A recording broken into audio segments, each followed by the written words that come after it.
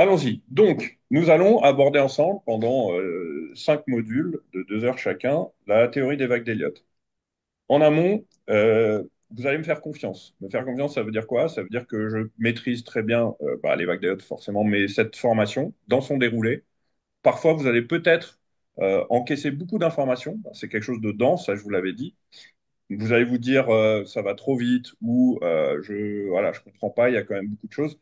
Évidemment, si à un moment il y a des choses sur lesquelles vous voulez qu'on revienne tout de suite et que vous me posez la question, je vais vous répondre. Mais si à un moment je vous dis ne vous inquiétez pas, ça sera plus clair dans 3 ou 4 pages. Voilà. Ce qu'on va faire également, très important pour moi, on va pas juste balayer de la théorie. Balayer de la théorie, vous n'avez pas besoin de moi pour ça. Je vous envoie le PDF. Ah, d'ailleurs, je vais vous l'envoyer tout à l'heure.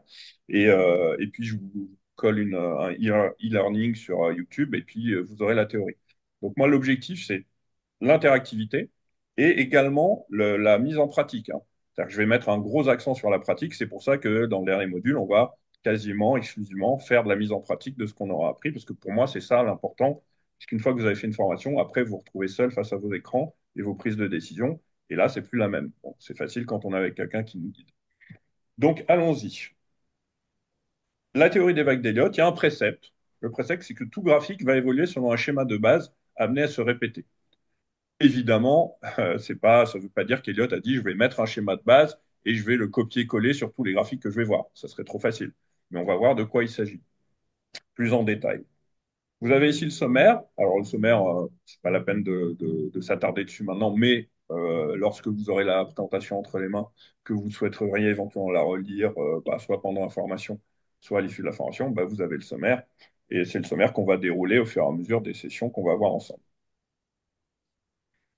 Petite introduction avec une petite partie quand même historique, hein. C'est bon aussi de savoir un petit peu qui était Elliot, de joindre un peu l'utile à l'agréable. Donc Ralph Nelson Elliott, de son nom, c'était donc un consultant et un expert comptable reconnu, c'est-à-dire qu'il avait quand même une position intéressante, comme on a un ancien expert comptable parmi nous, donc c'était un ancien collègue à vous, donc qui était lui en poste durant la fameuse crise de 29. Bon, c'est important parce qu'effectivement, d'un point de vue graphique, il s'est passé pas mal de choses à cette période-là. Il a écrit 2 livres dans sa carrière, mais hélas, une maladie l'a poussé à prendre sa retraite à l'âge de 58 ans. Et il a dévoué toute sa retraite à l'analyse du marché boursier américain. C'est-à-dire qu'il a étudié des graphiques pour essayer d'établir sa théorie. Euh, Ça fait maintenant un siècle hein, que cette théorie a été mise en place, et un siècle après, elle fonctionne toujours très bien. Moi, j'ai toujours été impressionné par les travaux qu'il avait réussi à faire et j'espère qu'à l'issue de la formation, vous le serez aussi. Donc, il est connu aujourd'hui comme étant le fameux inventaire des vagues d'Elliott. Du coup. Alors, Elliott, je précise parce que souvent je vois des petites erreurs à gauche à droite, c'est 2 L 2 T. Il a donc étudié 75 années d'historique boursier. Il avait déjà un recul de 75 années, donc vous imaginez ce que c'était à l'époque, sous des horizons de temps différents qu'il a mis en place dans son livre The Wave Principle, donc en français, le principe des vagues d'Elliott. Je vous donnerai également une bibliographie pour ceux que ça intéresse, des livres que vous pouvez lire, que ce soit en Elliott ou au sens plus large, si ça vous intéresse, bien sûr, à savoir les livres Elliott principaux, les 2 livres principaux, vous ne pouvez pas, je suis désolé, les trouver en français. Ils ne sont pas traduits, mais c'est les 2 meilleurs livres que je vous indiquerai. Donc, Elliott a établi, grâce à des calculs qui vont se baser entre autres sur les ratios de Fibonacci et la théorie des cycles de Dow, que les marchés boursiers ne suivent pas un mouvement aléatoire, mais donc une tendance prédictible. Alors, Charles Dow, l'un des 2 cofondateurs du Dow Jones, a mis en place une théorie qu'on verra aussi ensemble, qui est relativement simple à appréhender. Et Elliott a regroupé au sein de sa théorie des vagues du chartisme, donc des figures de continuation, de retournement, etc., qu'on va voir ensemble, du Fibo, donc les ratios de Fibo pour des retracements ou des extensions, tout ça on va le voir.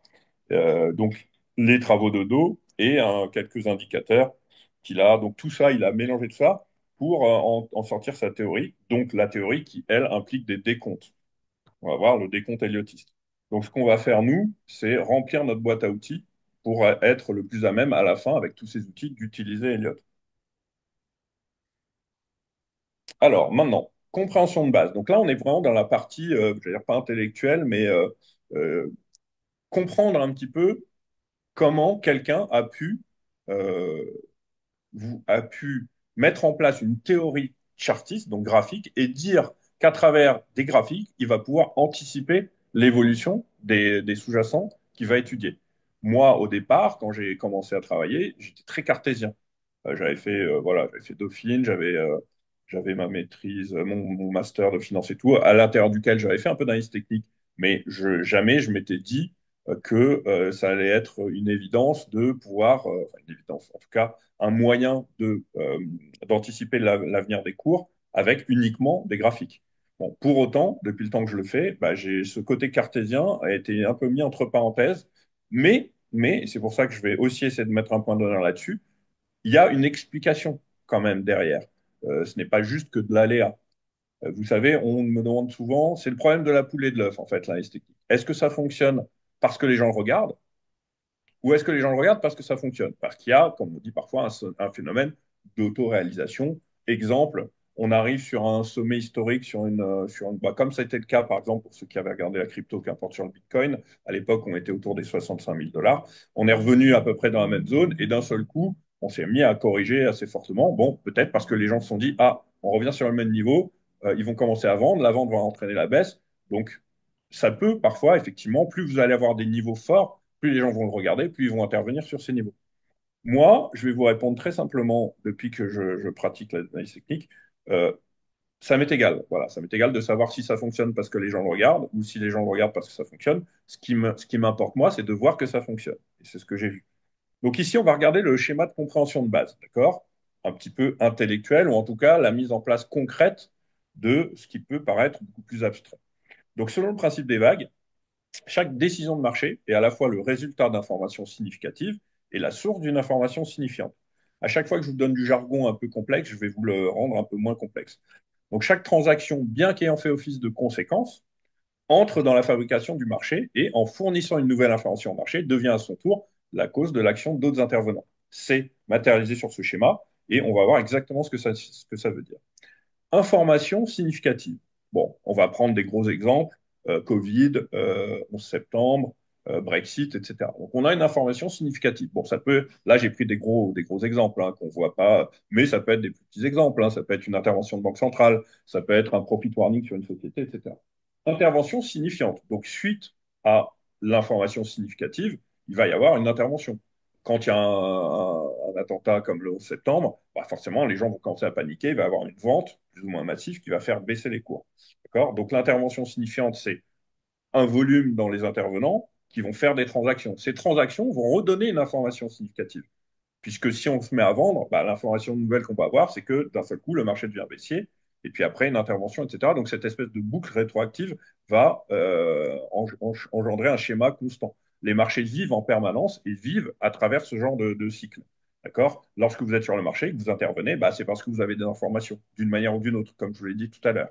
Elles peuvent être techniques, elles peuvent être fondamentales, etc. Vous n'allez pas intervenir. Peut-être que certains le font, hein, je ne sais pas, ça peut fonctionner, mais vous pouvez très bien prendre effectivement une pièce qui est rapide ou face en disant j'achète, je vends, etc. Il y a eu à un moment, ils avaient fait comme ça aux États-Unis, il y avait une étude, etc. Ils ont demandé à des singes, avec une roulette, de prendre des décisions, et finalement, les singes avaient une meilleure performance que les analystes. Bon, après, c'était sur un delta de temps donné, mais il y a effectivement une part de chance également quand on fait des investissements. Bon, ça arrive, ça nous arrive à tous, mais l'objectif n'est pas de jouer sur la chance, sinon on peut aller au casino, ça sera tout aussi efficace. Alors, la compréhension de base, donc, cette boucle rétroactive, pardon, est gouvernée par la nature sociale de l'homme avec un grand H, et c'est cette nature sociale qui va engendrer un processus de forme. Donc, quand on parle de ça, ça veut dire qu'il y a, à travers l'analyse ce qu'on appelle la psychologie des intervenants de marché. Donc ces formes ou configurations se répètent, elles ont donc une valeur prédictive. Et ça, c'est ce qu'on va vraiment voir ensemble. Donc, le schéma est très simple. Reconnaissance de la théorie, d'où est-ce que ça marche, etc., inspiré par les pratiques. Recours aux pratiques inspirées par la théorie. Nous, on va vraiment voir les deux. Je vais vous donner les outils théoriques pour après pouvoir les mettre en pratique. Là, on va rentrer dans le schéma héliotiste de base, d'accord? C'est-à-dire qu'on va regarder qu'est-ce qu'Eliott a mis en place de façon concrète.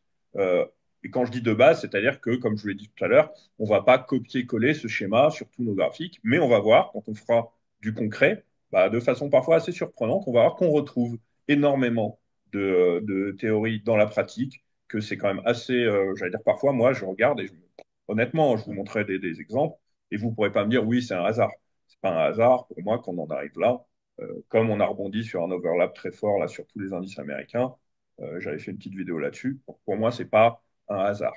Mais d'où ça sort, on va essayer de le voir ensemble, mais on n'aura peut-être pas la réponse.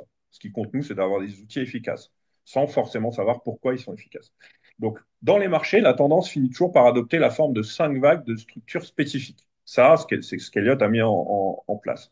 Trois de ces vagues, qui sont désignées par les chiffres 1, 3 et 5, effectuent réellement le mouvement directionnel. Elles sont séparées par deux interruptions à contre-courant, qu'on appellera des corrections, de la tendance principale, vague 2 et 4. Donc ici, vous voyez, on a un schéma impulsif d'Eliott qui dit qu'on monte en 5 vagues. D'accord. Ça, c'est tous les éthiotistes savent, on a 5 vagues. Évidemment, vous allez me dire, bon, est-ce qu'on monte toujours en 5 vagues? On peut avoir des extensions derrière. On peut monter en 5, en 9, en 13, etc. Et on ne pourra pas monter en 7, en 11, et je vous expliquerai pourquoi. Ces vagues impulsives, qui sont les vagues 1, 3 et 5 ici, vont être entrecoupées par des vagues correctrices. Donc, quand on est dans une tendance haussière, la correction se fait vers le bas.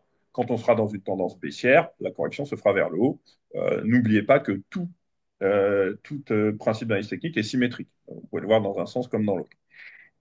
Forcément, les corrections sont des phases de respiration qui ne vont pas venir renverser la tendance de marché.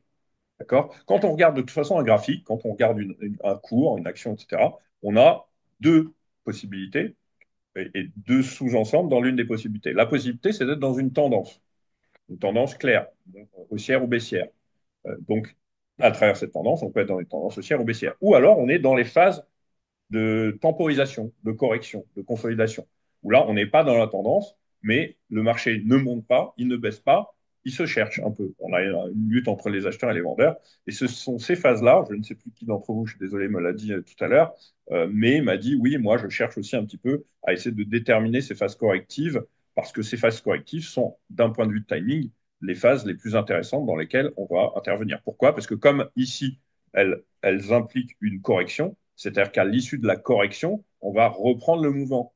Et c'est ce moment-là qui va effectivement nous permettre, nous, en termes de timing, donc nous, ce qu'on essaye de faire au maximum, c'est de déceler des fins de correction. Les fins de correction sont des moments d'intervention qui sont quasiment optimaux. Maintenant, là, on a le schéma entier. D'accord. Là, on avait une partie du schéma qui était la phase impulsive.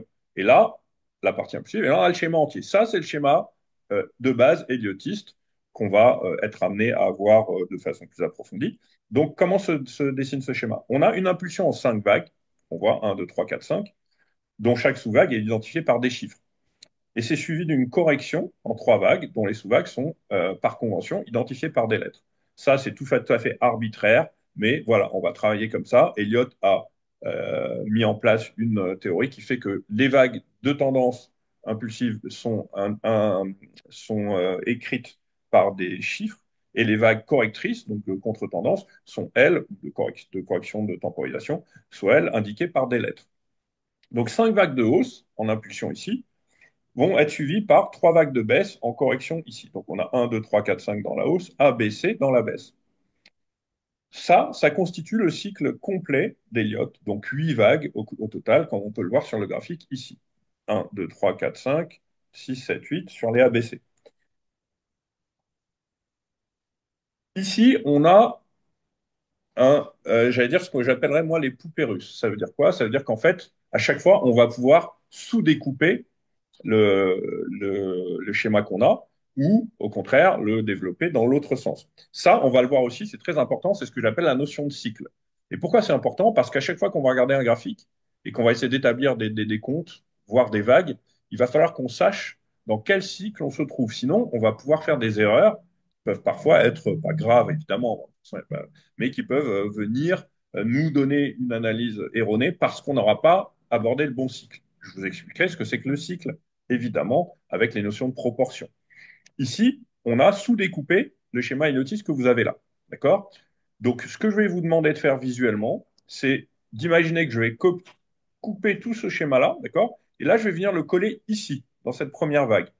Bon, je vais essayer de vous l'entourer là pour la voir mieux. Voilà, ici. OK. Donc, ce schéma-là, que vous avez ici complet, je l'ai remis ici, dans mon 1-2. Et j'ai sous-découpé mon 1-2 en 1, 2, 3, 4, 5 ABC que j'ai noté entre parenthèses, d'accord, pour bien montrer que tout ce schéma-là, je l'ai indiqué ici. Pourquoi? Parce que finalement, mon 1-2 ici, que j'ai dans mon début de mouvement, c'est également un mouvement qui va être une impulsion avec une correction. Donc, comme si je zoomais à l'intérieur. Donc, après, on pourra le remettre ici. Okay, et ici, une fois qu'on l'aura là, on va remettre juste notre 1, 2, 3, 4, 5. Et après, on va rentrer dans notre grande A, B, C avec une A qu'on va sous-découper également en 5, en 3, en 5. Quand je vous dis de me faire confiance, c'est que là, je peux très bien en avoir perdu certains, voire davantage. Euh, mais quand on va avancer, vous allez trouver ça plus clair. Et quand je reviendrai, comme je le fais parfois, sur ces slides-là, quand on aura un peu avancé, je vous dirai, est-ce que ça vous semble plus clair que quand je vous en ai parlé au début? Et vous allez me dire oui, vous avez intérêt en tout cas. Voilà. Alors, on me demande si la symétrie est dans la théorie, oui. Est-ce qu'elle est la même dans la pratique? Alors, oui et non. Dans quel sens? Oui, dans le sens où les schémas techniques qu'on voit, et on va le voir d'ailleurs quand on va faire des mises en pratique, sont les mêmes dans un sens ou dans l'autre. Les décomptes Elliottistes dans un marché haussier vont se faire dans un marché baissier de la même façon. On pourra le voir dans les grosses phases de baisse, les cracks 2000, 2003, le crack du subprime 2007, 2009, 2011, ça dépend. Donc oui, là où il y a une petite différence, d'abord, de façon empirique, les marchés sont haussiers. Il y a quelques marchés, quelques valeurs baissières, mais si vous regardez l'ensemble des indices sur du long terme ou la plupart des actions sur du long terme, en tout cas sur les indices, c'est plus vrai que sur les actions, parce que vous pouvez trouver des actions qui ne sont pas... Bah, globalement, le marché est plutôt haussier. Là où je vais juste vous rejoindre, Jean-Christophe, c'est pas dans les schémas techniques qui sont les mêmes, c'est dans la- le timing et parfois j'allais dire la volumétrie. Le marché, pour moi, avance, c'est souvent la théorie du toboggan. La théorie du toboggan, c'est quoi? Bah, vous imaginez sur un toboggan, vous allez monter graduellement sur votre toboggan. Une fois que vous serez en haut du toboggan, vous allez descendre beaucoup plus vite. Le marché a tendance à descendre plus vite qu'il ne monte. Ça s'explique évidemment par de la psychologie. C'est pour ça que c'est très intéressant, même dans ce côté des vagues, bah, parce que les gens vendent beaucoup plus facilement dans la panique qu'ils vont acheter dans la confiance. Donc, les marchés ont tendance à descendre beaucoup plus vite, voire beaucoup plus fort qu'ils ne montent. Alors, donc le cycle de 8 vagues montré 6 juin est lui-même une partie d'un cycle de degrés supérieur, d'où les notions de degrés. On peut voir que la tendance de fond est respectée, y compris dans les sous-vagues petit a, petit b, petit c. D'accord? Ici, 1, 2, 3, 4, 5. Et là, on a bien à l'intérieur des vagues A, B, C, ici, la même sous-découpe. Je vous montrerai après pourquoi on a ces sous-découpes-là en 5 vagues, en 3 vagues, etc. à chaque fois. Maintenant, ici, on a remis en haut le schéma de base, 1, 2, 3, 4, 5, ABC. Et on a fait des sous-découpes comme ce qu'on avait fait ici. D'accord? Là, on a refait des sous-découpes dans chaque vague. 1, 2 ici, vous avez la même chose ici. Et puis là, encore plus, vous avez à chaque nouvelle vague ici, vous avez à nouveau découpé. Alors ça peut se faire à l'infini, hein, dans un sens comme dans l'autre. Ce que vous avez de noté sur les deux schémas du dessous, ici, ce sont la nomenclature des vagues, 1, 2, 3, 4, 5, ABC. Là, ce n'est pas la même chose, c'est le nombre de vagues que vous avez dans chaque mouvement. C'est-à-dire que là, j'ai 5 vagues de hausse, 3 vagues de correction, 5 vagues de hausse, 3 vagues de correction, etc. Et là, j'ai 5 vagues de baisse, 3 vagues de correction, etc. D'accord? Et là, en sous-découpant, de la même manière, je vais avoir le nombre de vagues ici dans la hausse et le nombre de vagues dans la baisse. Ce qui est intéressant, c'est la chose suivante, qu'on va évidemment comprendre davantage lorsqu'on abordera Fibonacci, qui fait partie du programme du plan de la formation. Donc ici, qu'est-ce que j'ai quand je sous-découpe? Là, j'avais 8 vagues, 1, 2, 3, 4, 5 ABC. Quand je sous-découpe ici, dans un cycle inférieur, j'ai combien de vagues? J'ai 34 vagues. Pourquoi? J'ai 1, 2, 3, 4, 5 fois 5. Et j'ai 1, 2, 3 fois 3. Donc 5 fois 5 plus 3 fois 3. Je pense qu'on est tous capables de le faire. Ça fait bien 34, tout sauf Hugo. Hugo sort sa calculatrice. Ensuite, vous avez, je taquine évidemment, en sous-cycle, bah, là, vous allez avoir 21 vagues, d'accord? 13 vagues. Bah, pourquoi 21? Bah, parce que je vais faire 5, 3, 5, 3, 5. Donc, ça fait 3 fois 5 plus 2 fois 3, ça fait 21. Et après, quand je vais baisser, je vais avoir 5, 3, 5, c'est-à-dire 10 plus 3, 13. Et là, donc, j'ai un sous-ensemble qui, au total, lui, va totaliser 144 vagues. D'accord? 5 fois 21 plus 3 fois 13. Bon, c'est un petit peu plus compliqué, mais c'est encore faisable. Ce qu'on verra plus tard, c'est que tous ces nombres-là, 8, 5, 8, 21, etc., font partie de la suite de Fibonacci. Donc, tout ça, si vous voulez, tout ce qui a été fait, tout ce travail qui a été fait, n'est pas sorti du chapeau comme ça d'un magicien. C'est vraiment derrière quelque chose de très concret et qui va nous permettre de comprendre peut-être un peu plus intellectuellement le pourquoi du fait qu'on ait pu théoriser des mouvements boursiers à travers des graphiques. Donc, ce qu'il va bien falloir voir, c'est bien comprendre, ça va être cette notion de cycle et de sous-cycle qui va être importante lorsqu'on va notamment se mettre à annoter des schémas pour que vous puissiez comprendre exactement la façon dont vous allez devoir aborder les analyses, ceux qui pourraient effectivement l'utiliser après par eux-mêmes. Donc, en résumé, le principe sous-jacent essentiel de la théorie des vagues, c'est que l'action qui va se dérouler dans la même direction que celle de la tendance de degré supérieur va se dérouler en 5 vagues, alors que les réactions contre cette tendance vont se développer en 3 vagues. Ça, c'est le schéma de base. On a vu 1, 2, 3, 4, 5, ABC, et cela à chaque degré de la tendance. Le principe des vagues serait évidemment simple à appliquer, comme je vous l'ai dit, s'il suffisait de faire un copier-coller. D'accord? Si le thème de base pouvait être l'intégralité de la description du marché. La réalité du marché n'est malheureusement, ou heureusement, ça dépend si on veut vraiment se compliquer la vie, pas aussi simple. Donc, ce qu'on va voir, nous, c'est comment, justement, se comporte le marché dans la réalité et comment mettre en pratique la théorie dans la réalité. Alors, attendez, je veux juste vérifier une chose. OK. Donc là, on a la notion de cycle. D'accord? Les différences temporelles peuvent être importantes. Si je regarde un graphique en monthly, c'est-à-dire sur des barres mensuelles, en weekly, en 1 heure, si je regarde un graphique en 10 minutes, etc., ça ne va pas être la même chose. Forcément, il va y avoir des sous-vagues, des sous-décomptes. Elliott a donné ce tableau qui est totalement arbitraire. Donc nous, je vous le donne, mais on s'en fiche. C'est pas quelque chose que je vais vous demander de retenir du tout. C'est juste indicatif et je vais vous dire, nous, après, ce qui va nous apporter. Donc Elliott avait appeler les cycles de la façon suivante, un super cycle sur plusieurs décennies, un cycle sur quelques années, etc. Et il avait déterminé une notation arbitraire pour pouvoir, sur ces graphiques, faire la différence entre les décomptes qui vont être du super cycle. À l'intérieur d'un décompte de super cycle, peut-être un décompte de cycle ou de sous-cycle, etc. Donc lui, il avait décidé de mettre des chiffres romains entre parenthèses, des chiffres romains sans parenthèses, des chiffres arabes sans parenthèses, etc., puis des caractères plus petits. Bon, aujourd'hui, ce que nous, on fera essentiellement, parfois, on pourra utiliser des choses comme ça, vous verrez sur mes graphiques, mais on a un autre moyen de déterminer les cycles. Ça va être par exemple par de la couleur. Je vais peut-être vous mettre un cycle supérieur en vert, puis un cycle inférieur en jaune. Ce qui compte, c'est que visuellement, après, on arrive à savoir dans quel cycle on se trouve pour ne pas, évidemment, faire d'erreur dans les décomptes qu'on va envisager. Voilà. Maintenant, on va passer aux règles trois règles. Il y a 3 règles qui sont à respecter impérativement pour le coup, pour accepter un décompte héliotiste valide. Alors, autre chose aussi, euh, il n'y a rien, il n'y a pas, en fait, il n'y a pas de magie, d'accord, dans l'analyse technique ou ailleurs, il n'y a pas, tout ce que je vais vous montrer ici n'est pas infaillible. Ce que je vais vous montrer, comme je voulais parler de proba, c'est des choses qui fonctionnent la grande majorité du temps. Et d'ailleurs, de temps en temps, je vous dirais, bah, ça, par exemple, c'est quelque chose de très efficace.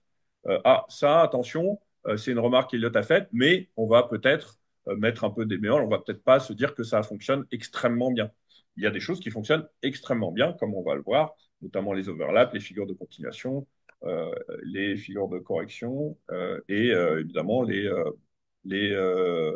impulsions et les extensions de vagues avec des proportionnalités en Fibonacci, par exemple. Là, je vais vous donner 3 règles. Alors là, c'est marqué à respecter impérativement. Pourquoi? Parce qu'il y a des règles qui sont des règles. Là, c'est les règles. Il y en a 3 uniquement. Et après, dans le reste, on va vous donner des astuces, des remarques. Je vais vous dire, par exemple, pas la règle, mais on va dire l'alternance. C'est quoi l'alternance? OK, c'est pas une règle, mais ça, c'est une constatation qui peut arriver une bonne partie du temps. Mais ce n'est pas une règle. Là, on est dans les 3 règles. Je vous ai mis volontairement un schéma ici un peu moins symétrique que ceux qu'on a, avec des couleurs pour que ça soit plus parlant lorsque vous allez regarder les règles. Ces 3 règles, il va falloir les connaître. parce qu'on va les mettre en application régulièrement. Parfois, je vous interrogerai. Je dirais quelqu'un peut me donner les trois règles principales et autistes. Ou peut-être que je vais en demander une à l'un d'entre vous, etc. Évidemment, elles n'ont aucune importance dans l'ordre. Vous pouvez me les donner dans l'ordre que vous voulez quand je vous les demanderai, mais c'est trois règles à connaître, à respecter et à mettre en place régulièrement. On verra pourquoi. Première règle, la vague 2 ne retrace jamais 100% de la vague 1. D'accord? Tout ça, je vous le dis théoriquement là. Après, je vais vous montrer concrètement ce que ça veut dire, évidemment, puisque je vous ai dit que moi, je mettais un point d'honneur à la mise en pratique. Donc, ça veut dire concrètement que la vague 2 ne redescend jamais au niveau du début de la vague 1, pour le dire de façon un peu plus vulgarisée.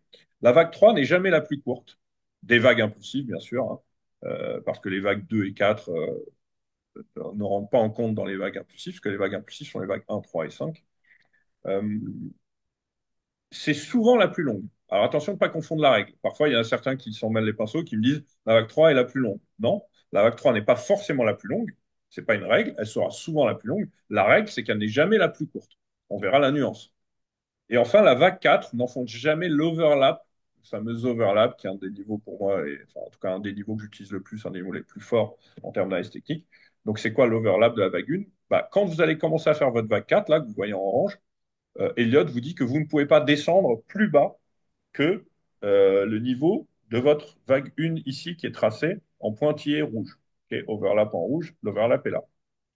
Alors vous pouvez me dire, mais qu'est-ce qui se passe si jamais on enfonce? Bah, si jamais on enfonce, on va avoir deux possibilités. Soit on va repartir dans l'autre sens, on s'est trompé, donc notre décompte héliotiste ne démarrait pas à l'endroit où on pensait qu'il démarrait. Ou alors on va être dans une hausse dans un sous-cycle par la suite, et on va être sur ce qu'on appelle du 1-2-1-2. Là aussi, j'en ai perdu plein.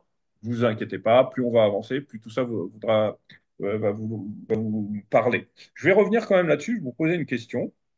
Alors, celui d'entre vous qui veut répondre, répond. Il n'y a pas de toute façon, il n'y a pas de piège. On n'est pas là pour passer pour des gens plus intelligents ou plus bêtes que les autres. Le but, c'est d'apprendre et plus vous participerez, plus peut-être ça sera efficace pour vous. Donc ici, je vous ai mis le schéma de base. Est-ce que l'un d'entre vous a envie de tenter de me dire, dans ce schéma, quelles sont selon lui, donc on a les vagues 1, 2, 3, 4, 5, A, B, C. Est-ce que quelqu'un pourrait me dire, selon lui, quelles sont les vagues impulsives de ce schéma? Bon, je vous donne un exemple, vous pouvez me dire, je sais pas, je vous dis une bêtise, hein, je veux dire, bah, les vagues impulsives, c'est la 2, la 5, la A, etc. Est-ce que l'un d'entre vous veut essayer de me dire quelles sont, selon lui, les vagues impulsives? Si vous ne voulez pas, je vous les donnerai directement. Si quelqu'un a envie d'essayer. Donc, on a ici, sur ce schéma, on a 5 vagues impulsives. On a 3 vagues qui sont des vagues dites correctrices. Personne, une fois, deux fois, trois fois. Alors j'avance, surtout pour ceux qui regardent en replay. Donc ici, je vais vous montrer moi les vagues impulsives. Les vagues impulsives, attention, hein. Là, vous avez le mouvement impulsif ici.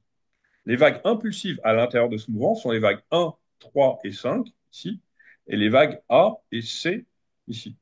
Donc les vagues impulsives de ce schéma sont les vagues 1, 3, 5, A et C, qui vont à chaque fois dans la tendance, qu'elles soient ici haussières ou correctives. Et à l'intérieur de ce même schéma, les vagues correctrices sont les vagues 2, 4 et B.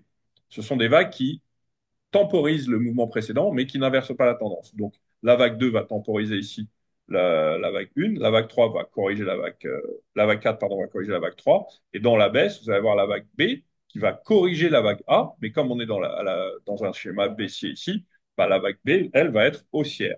D'accord? Dans un schéma, dans une tendance haussière, les corrections bah, sont vers le bas. Bon, en fait, les temporisations pardon, sont vers le bas, donc ce sont des corrections. Dans un mouvement, dans une tendance baissière, les temporisations sont vers le haut, donc on appelle ça des rebonds. On revient là, on en était. Je vous ai fait cette parenthèse parce que ce sera important plus tard. Voilà. Donc là, on reprend le schéma héliotique de base et je vais vous montrer, pas de panique. Voilà, je vais prendre ici, on va dire mon tableau, c'est ce que je vais appeler mon tableau blanc, et je vais vous montrer. Donc, on va repartir sur notre décompte héliotiste et on va voir ce que veut dire les trois règles. OK? Première règle, ici, donc là, je vous fais le schéma, hein, d'accord? 1, 2, 3, 4, 5. Voilà, le schéma dans la hausse, hein, puisque c'est dans la hausse que les règles sont établies juste dans la partie de hausse, hein, dans le 1, 2, 3, 4, 5. La première règle, c'était quoi? vous vous souvenez, vous vous souvenez pas, c'était que la vague 2 ne retraçait pas 100% de la vague 1. Par exemple, ici, voilà, ça, ce décompte n'est pas correct. Pourquoi? Parce qu'on a retracé 100% de la vague 1. Qu'est-ce qui se passerait si... Alors, vous allez me dire, OK, mais si je suis face à ce schéma-là, comment je fais? Bon, bah, je vais vous montrer. Euh, si vous allez plus bas que la vague 1, ça voulait dire que vous êtes trompé sur ce qu'on appelle votre bottom. J'explique. À partir du moment où vous démarrez un décompte 1, 2, 3, 4, 5, ça veut dire quoi?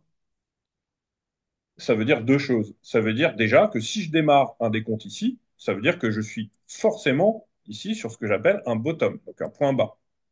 Si je suis pas sur un point bas, ça veut dire quoi? Ça veut dire qu'avant ça, ici, bah, j'avais encore, voilà, une baisse et donc j'aurais aucune raison de démarrer mon décompte ici. D'accord? Si je démarre mon décompte ici, c'est que j'estime que je suis sur un bottom et que donc je viens d'un mouvement baissier précédent. Très bien. Si jamais j'ai deux possibilités. Donc, soit ma règle est respectée, c'est-à-dire que je ne retrace pas 100% de la une. D'accord? Je retrace en général une partie de la une, ça peut être entre, on verra avec Fibo, entre 38, 50, 61%, mais je peux parfois avoir des retracements très agressifs, hein. Je peux venir jusqu'ici, Elliott autorise que je revienne même jusque-là. En revanche, Elliott me dit que si je reviens au même niveau, mon décompte n'est pas bon.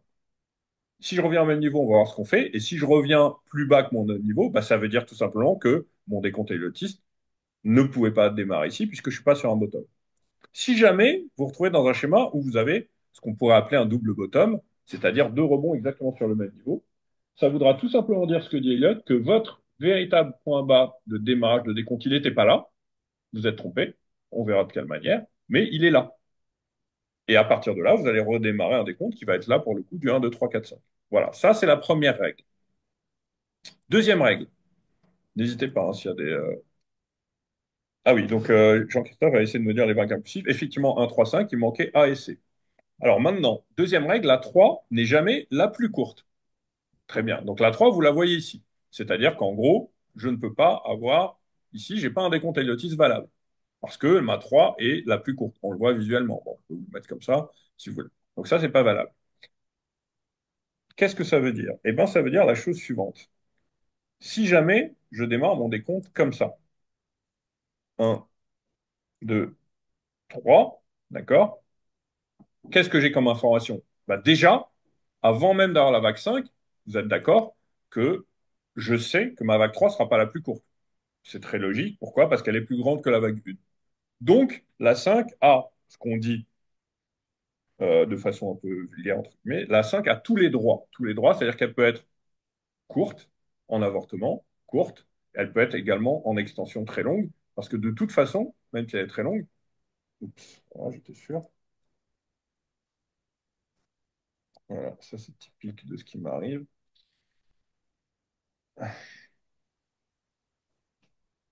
Bon, je vais recommencer, c'est pas grave, on s'en fiche, ce qui compte, c'est que voilà. Donc si ma vague 3 est plus grande que la 1, ici, bah, ma vague 5, elle peut être largement en extension, si elle veut, attention, hein. Ça sera dans des marchés très puissants, comme il y en a. Elle peut être ici, elle peut s'arrêter là. Maintenant, petite question, si jamais mon schéma démarre de la façon suivante.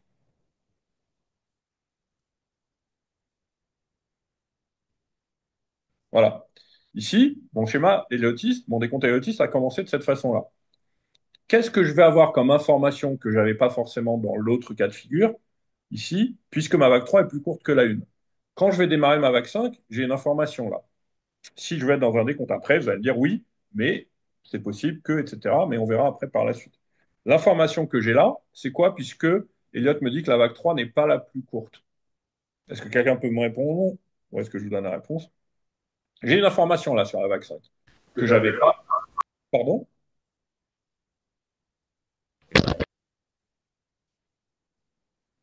Il y a quelqu'un qui avait essayé de répondre. Alors, Rachel me dit ça risque de descendre, mais non. Alors Rachel a estimé en fait que il y avait un manque peut-être de puissance d'une certaine manière, mais non. En fait, à partir du moment où je sais que la vague 3 n'est pas la plus courte, si ma vague 3 est plus courte que la 1, ma vague 5 ne pourra pas en aucun cas être plus grande que la 3. Ça, c'est l'information que j'ai, j'avais pas dans le précédent schéma. Pourquoi? Parce que si ma vague 5 est plus grande que la 3, bah, mon décompte n'est pas bon. Maintenant, ça peut arriver que vous ayez ça. Si vous avez ça, bah, ça voudra dire quoi? On le verra, comme d'ailleurs sur la règle de l'overlap, c'est-à-dire que votre décompte n'est peut-être pas bon, et que finalement, ce qu'on avait, c'est ce qu'on appelle du 1-2-1-2. D'accord? On verra par la suite ce que c'est.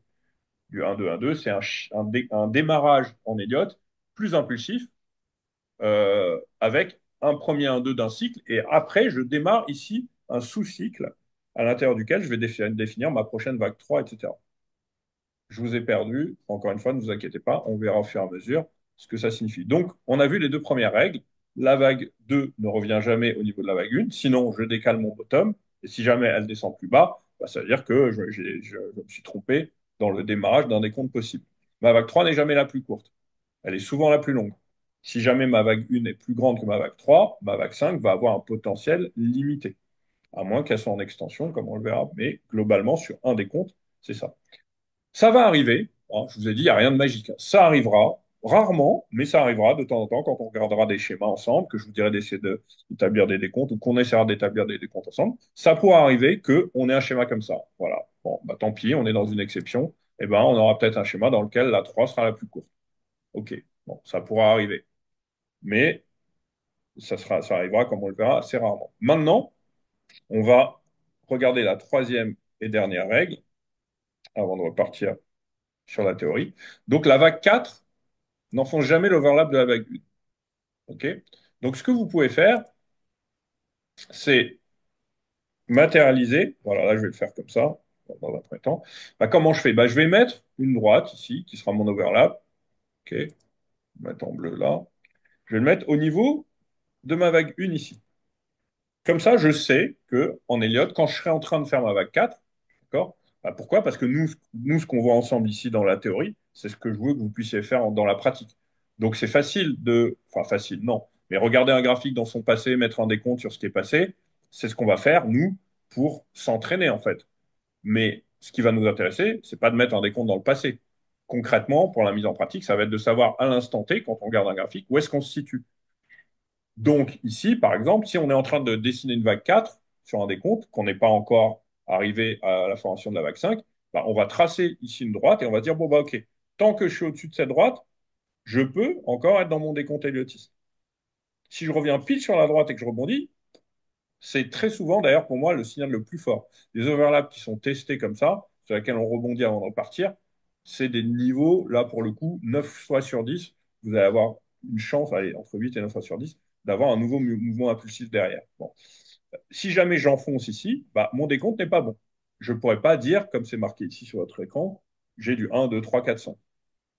Donc, qu'est-ce qui va se passer dans ces cas-là? On va avoir deux options. Donc, je vais effacer tout ça, là. Voilà. Je vais vous le faire plutôt comme ça. OK. Donc, j'ai fait du 1 là. OK. J'ai fait du 2 là. Enfin, ce que je pense être du 2. J'ai fait mon 3 là. Et après, hop, je reviens en dessous. Je vais avoir deux options. Soit je vais descendre et je vais repartir vers le bas. Donc, je me suis à nouveau trompé. J'avais pas un bottom ici. D'accord? Et mon décompte autiste ne pouvait pas démarrer là. Là, j'étais pas dans un nouveau mouvement impulsif, mais j'avais trois temps, un, 2, 3, donc une ABC, de correction, de temporisation, et ma tendance baissière va reprendre. Pourquoi je dis ma tendance baissière va reprendre? Parce que si j'estime, hein, n'oubliez pas ce que je vous ai dit tout à l'heure, que je démarre un décompte ici, ça veut dire forcément que je viens d'une baisse avant. Sinon, j'ai pas un bottom. Et là, c'est pour ça que je vous dis ma tendance baissière va reprendre. Deuxième possibilité, c'est que j'enfonce mon overlap ici, mais pour autant, je ne repars pas vers le bas. Et là, vous allez me dire comment on fait.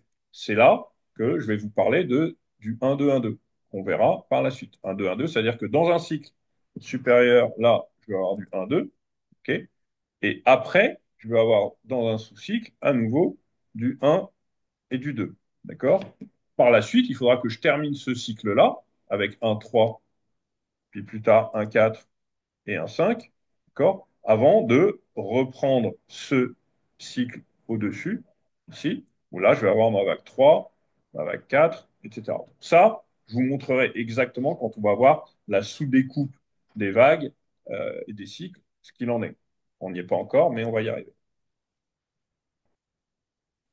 Je continue tant qu'il n'y a pas d'intervention de questions. Alors, maintenant, on va regarder deux sous-ensembles. Je sais plus. Alors, je vous ai donné un programme à titre indicatif. Ce qui compte pour moi, c'est que pendant nos 10 heures, on ait balayé tout le programme. Si on doit déborder un peu d'un module, d'une session à l'autre, etc., c'est pas grave. Moi, je vous dis de me faire confiance, je sais comment jauger aussi le timing. Bon. Là, on rentre donc dans les phases impulsives. Qu'est-ce que c'est? Donc, il y a deux tendances, hein. Elliot a dit les impulsions et les corrections, temporisation si vous préférez. Donc, les vagues d'impulsion. C'est pas les plus compliqués, les mouvements, parce que quand on est dans la tendance, c'est toujours plus simple. On verra quand on abordera la partie des phases correctives que c'est beaucoup plus dense et compliqué à appréhender. C'est logique. Quand vous êtes dans un mouvement clair, une tendance claire, bon, bah voilà, ça monte, on a des vagues qui montent. Elles n'ont rien d'extrêmement compliqué, sinon des extensions parfois du 1-2, 1-2, etc. C'est les seules complications qu'on va avoir. En revanche, quand on est dans des corrections, on peut avoir un tas de choses complexes, des consolidations complexes, des latéralisations qui vont durer plusieurs années, etc. On verra. Donc, on a deux types de vagues impulsives. Les impulsions classiques, d'accord, et les biseaux d'initialisation. Là, je vais vous arrêter tout de suite, même si les impulsions classiques, c'est 90% des impulsions, d'accord? 95. Donc, les biseaux d'initialisation, ça existe. Il faut le savoir, parce que parfois, ça va être important de savoir que ça va nous permettre d'éviter des erreurs de décompte, notamment avec les règles de la vague 3 la plus courte, etc. Et autre chose aussi, c'est qu'Eliott, ce bougre, il nous a fait un travail très scrupuleux. Ça veut dire qu'il a mis en place une théorie qui va englober pour lui 99,99% des graphiques qu'on va regarder. Ça va arriver, rarement, qu'on regarde ensemble un graphique et qu'on n'arrive pas à établir un décompte éliotiste dessus. Ça arrivera, mais ça arrivera suffisamment rarement. Donc pourquoi je vous dis ça? Parce que vous allez me dire, oui, ok, alors si c'est 95%, pourquoi est-ce qu'on se fatiguerait à? Vous fatiguez à ce que vous voulez. Moi, je vous apprends. Après, vous appliquez comme vous voulez. Mais de temps en temps, on va quand même tomber sur des biseaux d'initialisation. Donc, il sera toujours bon de le savoir. Donc, l'impulsion est donc la plus courante des vagues impulsives. Elle peut se dessiner en un seul mouvement net ou en subdivision de 5 vagues. Toutes les subdivisions d'Elliott. Ça, c'est très important. Et ça, je vais vous le montrer tout de suite. Parce que ça, pour le coup, il faut absolument l'intégrer parce qu'on va le voir très régulièrement quand on va faire des décomptes ensemble. J'explique. Ça,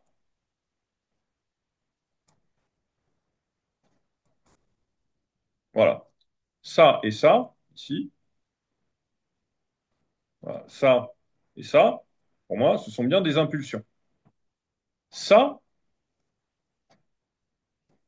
en aucun cas, ça sera un mouvement impulsif. D'accord? C'est ce qui est dit dans le slide qu'on vient de voir. Évidemment, encore une fois, quand on va faire de la pratique tout à l'heure, quand on va regarder, vous allez comprendre ce que ça veut dire. Mais ça, il faut vraiment que vous l'ayez dans la tête. Parce que quand vous allez me proposer des décomptes ou quand on va faire des exercices, je vais vous dire, ah non, là, si vous me dites par exemple, je vous mets un schéma, OK, voilà, tac, tac, tac, voilà. Et si quelqu'un vient me faire ce décompte-là, je vais dire, ah non, désolé, c'est pas possible parce que ta vague 1 ne peut pas être en 3 temps.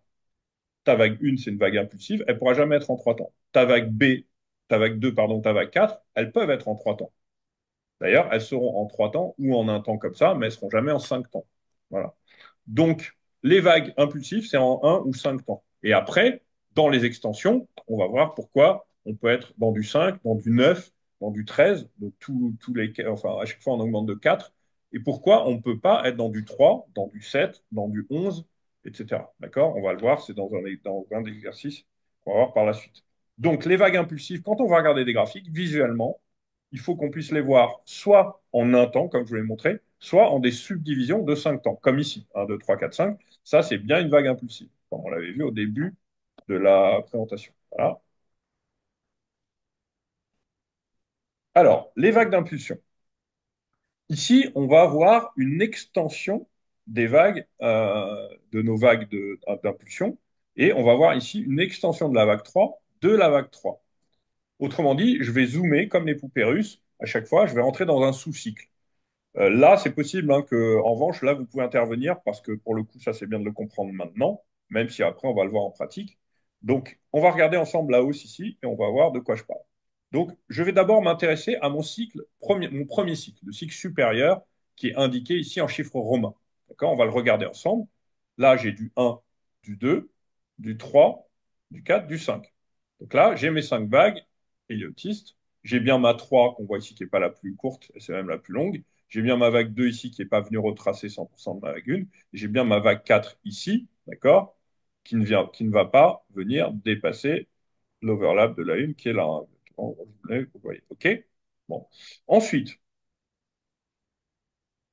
à l'intérieur de ma vague 3 en chiffres romains, on va s'intéresser juste à cette vague qui démarre donc ici sur le 2 et qui va jusque-là. J'ai un nouveau cycle que je vais découper qui, lui, va être les nombres entre parenthèses. Donc 1, 2, 3 ici, 4, 5. De la même façon, 1, 2, la 2 ne retrace pas à 100%. Ma 3 ici, que je vois là, n'est pas la plus courte, elle est même la plus longue. Et ici, ma 4 ne vient pas enfoncer le niveau de ma vague. Bon, à chaque fois, c'est la même chose. Et à nouveau, dans ma vague 3 de cycle inférieur ici, je vais à nouveau avoir une sous-découpe en 1, 2, 3, 4, 5 que je vois ici, en chiffres, non en chiffres arabes, sans parenthèse. D'accord? De la même manière, ma vague 3 n'est pas la plus courte. Bon, elle a l'air d'avoir à peu près la même taille que les autres. Ma vague 2 ne retrace pas, etc. Ma vague 4. OK?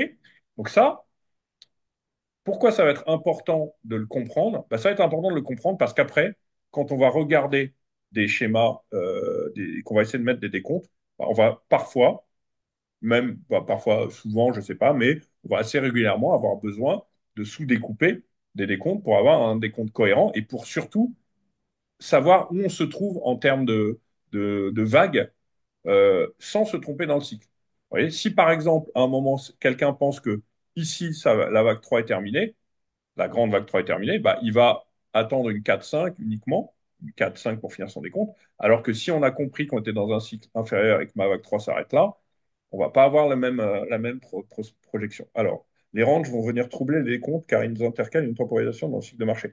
Bah, en fait, non, pas vraiment. On va le voir par la suite. Ça fait partie de la formation. À un moment, il y a la technique de ce qu'Eliott appelait le tunnel, qui est effectivement le canal ou le range. On verra qu'on peut même parfois identifier des calculs de vagues quand on est vers des plus hauts, par exemple, soit par des extensions de Fibot, soit parfois parce qu'on a identifié notre hausse à l'intérieur d'un canal. Et à l'intérieur de ce canal, on va peut-être pouvoir avoir des comptes en 1, 2, 3, 4, 5, comme on le verra. Maintenant, exercice pratique. Alors, c'est plus compliqué quand on est en distanciel qu'en présentiel, mais quand même, je vais essayer de voir si certains d'entre vous pourraient. C'est compliqué ça, hein. De temps en temps, il y a des gens qui arrivent à percevoir et répondre correctement, mais qu'importe. Je vais vous poser quand même la question. Si vous ne trouvez pas, je vais vous montrer, moi, concrètement, de quoi il s'agit, parce que aussi, là, on est dans un truc important à connaître. Alors, les vagues d'impulsion. Ici, on va avoir un exercice. Je vous ai mis un, un décompte à la hausse qui va, lui, jusqu'à 17. Bon, on verra après. Vous allez me dire, oui, mais je crois que c'était un 2, 3, 4, 5. Oui, mais je vais vous montrer juste après comment, à chaque fois, on va définir des comptes qui peuvent nous sembler être sur du 9, du 13, du 17. Vous allez comprendre tout à l'heure. Maintenant, donc n'oubliez pas, hein, une vague impulsive doit avoir lieu en un trait ou en subdivision de 5 vagues. Il n'y aura donc jamais d'impulsion en 3 temps, c'est ce que je vous ai dit tout à l'heure. Et ça, c'est important, c'est un rappel ici parce que c'est à travers cette remarque-là, cette règle-là, que vous allez pouvoir éventuellement trouver la réponse à la question. La question, c'est la suivante. Pourquoi est-ce qu'ici, Elliot a dit que, évidemment, en 5 temps, on sait, c'est le schéma de base. Donc, on peut avoir une hausse en 5 temps et après repartir vers le bas. Pourquoi est-ce que je ne peux pas m'arrêter ici sur du 7, du 11 et du 15, mais je peux m'arrêter ici sur du 9, sur du 13 ou sur du 17? Alors, je vous laisse quand même allez, quelques secondes, une petite minute pour ceux qui veulent essayer de réfléchir un peu et trouver une réponse. Hugo compris d'ailleurs, parce que toi, tu ne connais pas ces choses-là. Et si vous ne trouvez pas, ou si même vous n'avez pas envie de chercher parce que c'est compliqué, voilà, le but, c'est pas de. Pour l'instant, en tout cas, mon objectif, c'est de vous faire participer de façon intellectuelle. Mais après, en revanche, quand on va rentrer dans des cas pratiques, là, par contre, il faudra me donner des réponses concrètes à ce que je vais vous dire. Ici, c'est plus un test. Alors non, c'est pas la suite de Fibo. Parce que la suite de Fibo ne fonctionne pas comme ça. On verra de quelle manière elle fonctionne. Elle n'est pas linéaire, la suite de Fibo, comme on a ici. C'est autre chose. Et c'est autre chose d'un peu plus subtil. On aura une impulsion en 3 temps si on est sur 7, 11 ou 13. Oui, oui, Hugo, c'est ça. Alors, je vais vous montrer concrètement ce que ça veut dire, ce que Hugo nous a dit ici. Et on va le voir là maintenant. Voilà. Alors, on va repartir sur ce qu'on avait. de la façon suivante. Alors, on allait jusqu'à 17, hein, je crois, donc je vais essayer de faire.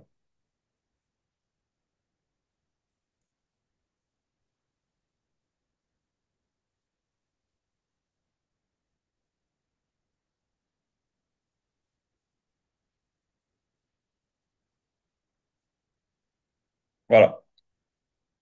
Donc, on avait ce schéma-là. Il me manque juste un petit truc ici. Voilà. Bon, je vais le mettre de la même façon que ça ne perturbe pas. OK. Donc, on a ce schéma-là qui est dans notre exercice pratique. Maintenant, on va voir pourquoi on peut s'arrêter. Donc, ici, sur du 5. Bon, je vais le mettre comme ça, c'est pas grave. Sur du 5, du 9, du 13 ou du 17. Et pourquoi on ne peut pas s'arrêter sur du 7, bon, comme du 3 d'ailleurs, du 11 ou du 15. Bon. Qu'est-ce que je vous ai dit? Je vous ai dit qu'une impulsion, d'accord, ça prenait place soit comme ça en un temps, soit comme ça en 5 temps, d'accord? Et que ça ne prenait pas place en 3 temps. Bon. Si je vous dis qu'on s'arrête ici, premier cas, facile, on a bien 1, 2, 3, 4, 5 dans le schéma de théorique d'Elliott. Bon, très bien. Si je m'arrête sur le 9, d'accord, je vais vous montrer en sous-découpant ce que je peux avoir. Il y a trois décomptes que je peux avoir. Si je m'arrête sur le 9, je peux me dire que j'ai ce décompte-là, par exemple. Euh, allez, je vais le faire en gros, c'est pas grave. Donc, je peux très bien dire qu'en fait, j'ai du 1, 2 ici, 3, 4, 5. Pourquoi je peux mettre ça? Parce que ma vague 1, elle est bien en un temps, une impulsion. Ma vague 5, elle est ici, hein, d'accord? Donc, elle a bien lieu en un temps aussi. Et ma vague 3, elle a lieu en combien de temps? Ma vague 3 est sous-découpée en 1, 2, 3, 4, 5 d'un cycle inférieur. C'est exactement ce qu'on avait ici. D'accord? Donc, ce qui correspond, c'est pour ça que je vous ai dit comment on va se découper. Ce qui correspond ici à ce qui est appelé 3, 4, 5, 7, c'est exactement comme si j'avais du 1, 2, 3, 4, 5 d'un cycle inférieur. Est-ce que c'est clair pour vous ou est-ce que je vais plus lentement? Voilà. Ici, je vais dessiner ma vague 3, d'accord? Qui a bien lieu en 5 temps, exactement comme ça, donc comme une impulsion. Vous êtes d'accord? Donc, j'ai bien, en m'arrêtant sur le 9 ici, j'ai bien un premier moyen de faire un sous-découpage en sous-cycle. Un autre moyen que j'aurais eu, c'est de faire comme ça. Bon, attention, hein. Là, effectivement, il faut imaginer que la vague 3 est un peu plus longue ou de la même taille que la 1. Hein. Je pourrais la faire comme ça, bon, pour qu'on ne vienne pas me titiller. Mais en gros, moi, l'idée que je veux vous montrer ici, c'est que je peux également avoir ce décompte-là. Parce que ma vague 1 impulsive, elle a bien lieu ici en un temps. OK. Ma vague 3 impulsive, elle a bien lieu en un temps. Et ma vague 5, elle, en extension, puisqu'elle est plus grande que la N, a bien, elle, lieu en 5 temps ici, donc comme ici. Donc je peux m'arrêter sur le 9. D'accord? Je vous mets au défi de vous arrêter sur le 7 en respectant les mêmes règles. Si vous voulez vous arrêter sur le 7, à un moment quelconque, vous allez être obligé d'avoir une vague qui va être comme ça en 3 temps. Sinon, vous ne pourrez jamais me trouver un décompte en 5 qui va de là à là. Par exemple, vous pouvez très bien vous dire, bah là, j'ai du 1, 2, 3, 4, 5 ici, sauf que ma vague 5, pardon, elle sera en 3 temps. C'est pas correct. Donc, je ne peux pas m'arrêter là. Vous pouvez très bien dire non, mais ma 3, moi, je vais la mettre là. Très bien. Mais dans ce cas-là, c'est votre vague 3 qui est en 3 temps. Enfin, vous pouvez très bien me dire non, ma vague 1, moi, je vais la mettre là. OK, mais dans ce cas-là, votre vague 1 est en 3 temps. Vous ne pourrez pas trouver un décompte en vous arrêtant ici avec les règles à appliquer, c'est-à-dire les impulsions en 1 ou 3 temps. Par la suite, c'est exactement la même chose. D'accord? On va le voir. Par exemple, pourquoi je peux m'arrêter ici sur du 13? Bon, bah, je peux avoir. Je vais vous enlever ça. Voilà, si je veux m'arrêter sur du 13, bah, je peux très bien avoir mon 1, 2 ici, mon 3 par exemple, 4 ici, ok, et mon 5 ici. Ma vague 1 est bien en un temps, ok. Ma vague 3,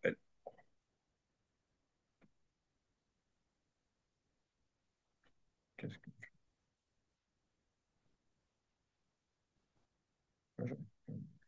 excusez-moi, voilà. Ma vague 3, elle est bien ici en 5 temps, j'espère que vous voyez bien, et de la même façon, ma vague 5 va être également en 5 temps, ok. Vous pouvez également, comme on l'a fait tout à l'heure, vous amuser à faire autrement. Enfin, vous amuser. Vous pouvez très bien dire, non, moi je vais mettre ma vague 1 là, ok, 1, 2. Après je vais mettre ma 3 ici, ma 4 là, par exemple. Bon, bah, ça revient au même, on a décalé un peu, mais dans les règles IoT, c'est la même chose. Sauf que cette fois, vous allez avoir votre vague 1 et votre vague 5 votre vague 3 qui, elles, vont être en extension, en sous-cycle, et votre vague 5, elle, va être là en entrée. D'accord? Pareil, je vous mets au défi de vous arrêter sur la 11, exactement comme sur la 7. En essayant de vous arrêter sur la 11, vous pourrez essayer chez vous, vous allez toujours avoir au moins une des impulsions qui va être en 3 temps. Évidemment, pour avoir au final toujours un décompte en 5, hein, parce qu'Eliott nous dit qu'on doit être en 5. Enfin, si je veux arriver sur le 17, là, je n'ai pas plusieurs options, en revanche, j'en ai qu'une. Si je veux arriver sur le 17, c'est celle-là. C'est-à-dire que je vais avoir ma vague 1 qui est en 5 temps, ma vague 3 qui va être en 5 temps, et ma vague 5 qui va également être en 5 temps. Donc, pour le 17, en revanche, on n'a pas plusieurs options, c'est celle-là et pas une autre. OK? Et pareil, si je vous demande d'essayer de vous arrêter sur 15, vous allez forcément à un moment avoir une impulsion qui va être en 3 temps, ce qui n'est pas correct. Voilà. Donc, qu'est-ce qu'il faut retenir de ça? Parce qu'on n'est pas là en train de se torturer le cerveau pour rien. Bah, il faut retenir que ça va nous permettre, là, pour le coup, de façon très efficace, de savoir où est-ce qu'on en est dans notre décompte. Parce que nous, on n'aura pas du 1, 2, 3, 9, etc. On va avoir à chaque fois des sous-cycles. Si je vais jusqu'à 9 ici, je vais vous mettre du 1, 2, 3, 4, 5 avec un grand 1. Après, je vais vous mettre du 1, du 3 ici, du 4, etc. D'accord? Il y aura toujours 1, 2, 3, 4, 5, 1, 2, 3, 4, 5 d'un cycle ou d'un cycle supérieur. En revanche, lorsque vous regarderez un graphique ou qu'on regardera ensemble un graphique, on n'arrivera pas suffisamment visuellement à déterminer à partir de quand va être le sous-cycle. À partir de quand je vais devoir mettre 1, 2, 3, 4, 5 et après petit 1, petit 2, etc. Et ben, il suffira dans un premier temps de compter l'ensemble des vagues. Pourquoi? Parce que les vagues, elles servent à quoi? Elles servent à savoir si on a encore un potentiel de hausse ou pas. Si on arrive en vague 5, on va commencer à être un peu prudent. Si on arrive en vague 9 aussi. D'accord? En revanche, si on est en vague 3, on sait qu'on attend encore une 4-5. D'accord? Si on est en vague 7, on sait qu'on attend encore au moins une 8-9. Donc, on pourra s'amuser à compter les vagues. Et si on est sur du 5, 9, de toute façon, ça sera que des nombres impairs hein, quand on monte, hein, forcément, puisqu'on a des corrections intermédiaires. Donc, on est sur du 1, 3, 5, 7, 9, etc. Ad lib. Donc, si je vois que j'ai 5, 9, 13, 17 vagues, bon, 17, ça va arriver, mais rarement. Mais disons du 5, du 9, voire du 13, bon, je vais me dire, ah, là, il faut que je fasse attention. En revanche, si en faisant mon décompte de vagues, je suis sur du 7, je dis, ah, bah là, je suis sur du 7, il va manquer une vague de hausse. Si je suis sur du 11, pareil, etc. Donc, c'est ça l'utilité de retenir ces conditions-là, en fait. Maintenant, ici, on est en train. Alors, on aura une impulsion en 3 temps si on est sur 7. Voilà, exactement. Ah oui, bah, c'est ce que tu m'as dit tout à l'heure, Hugo. Pardon. Je pensais que tu avais dit après. OK. Là, maintenant, les vagues tronquées, ce qu'on appelle les vagues tronquées. Ça, c'est, encore une fois, comme les biseaux d'initialisation, c'est résiduel. C'est-à-dire qu'on va la voir de temps en temps, mais rarement. Pour autant, il faut quand même le savoir. Parce que parfois, il ne faut pas qu'on se retrouve coincé dans un décompte parce qu'on aura oublié cette possibilité-là, comme oublier le fait qu'on puisse avoir un biseau d'initialisation, bon, qu'on n'a pas encore vu, hein, qu'on verra par la suite. Donc, une vague tronquée, c'est quoi? Ça peut arriver dans certains cas, notamment dans des marchés qui finissent vraiment par faiblir et qui finissent par perdre énormément de momentum bah, quand ils arrivent justement vers la fin. On peut avoir des vagues 5 tronquées, c'est-à-dire des vagues 5 qui ne vont pas revenir au-dessus du niveau de la vague 3. Alors là, vous allez me dire, peut-être que vous n'allez pas me le dire, mais je vais le dire à votre place, ok, bah, t'es gentil, mais ça veut dire quoi? Comment je vais savoir, moi, en faisant mes décomptes, en regardant mes graphiques, comment je vais savoir que je peux avoir une vague 5 ici, alors que ce n'est pas mon plus haut visuel? Ok. On a envie de se dire que quand on va avoir des hausses en 5 temps, bah, idéalement, on a envie de se dire que on va arrêter son décompte sur notre plus haut. D'accord? Ça va être un peu plus compliqué de se dire, bah, je peux avoir ça. Voilà, avec une 5 qui s'arrête là. Bon, ça arrive, on verra pourquoi, comment. Et on va voir également la façon de savoir, parce que certaines personnes me disent après, OK, là, comment tu sais que tu es sur une vague 5, qu'après tu vas faire du ABC par exemple, d'accord? Parce que moi, je pourrais te donner. Merde, pardon, je vais recommencer. Parce que certains vont me dire, moi, je pourrais te donner une autre explication que ça. D'accord? Toi, tu me dis que tu es sur des 1, 2, 3, 4, 5, et qu'après, tu vas avoir ta grosse ABC là, et que donc, du coup, tu as fini ton décompte Elliott ici. C'est-à-dire que tu as identifié la fin de ton décompte ici. OK. Mais moi, comme là, j'ai pas un plus haut, bah, je vais dire non, tu te trompes. Là, ce que j'ai moi, c'est ça. C'est que là, bah, en fait, tu n'as pas fini ta vague 4 ici, tac, et tu repars là. Et en fait, tu t'es trompé. Ta vague 4, en fait, elle s'arrête ici. D'accord? Et ta vague 5 va arriver là. Très bien. Bon, on va apprendre comment déterminer ça avec à la fois la notion de proportionnalité de cycle, mais également de la manière suivante. Si jamais vous arriveriez à sous-découper cette vague-là en 5 temps, d'accord? Ça peut arriver, hein, parce que là, je vous mets des gros traits. Bon, bah, vous saurez que c'est une vague 5, que ça ne peut pas être une vague comme c'était envisagé ici. Ça ne peut pas être une vague B, parce que les vagues correctrices sont jamais en 5 temps. Donc, si jamais vous envisagez ce décompte-là, ça veut dire que ici, là où moi, j'ai vu une 5, vous avez vu une B. D'accord? Là où j'ai vu une 4, vous avez une A, une B, et vous attendez une C. Mais si ici, vous sous-découpez en 5 temps, vous ne pouvez pas avoir une B.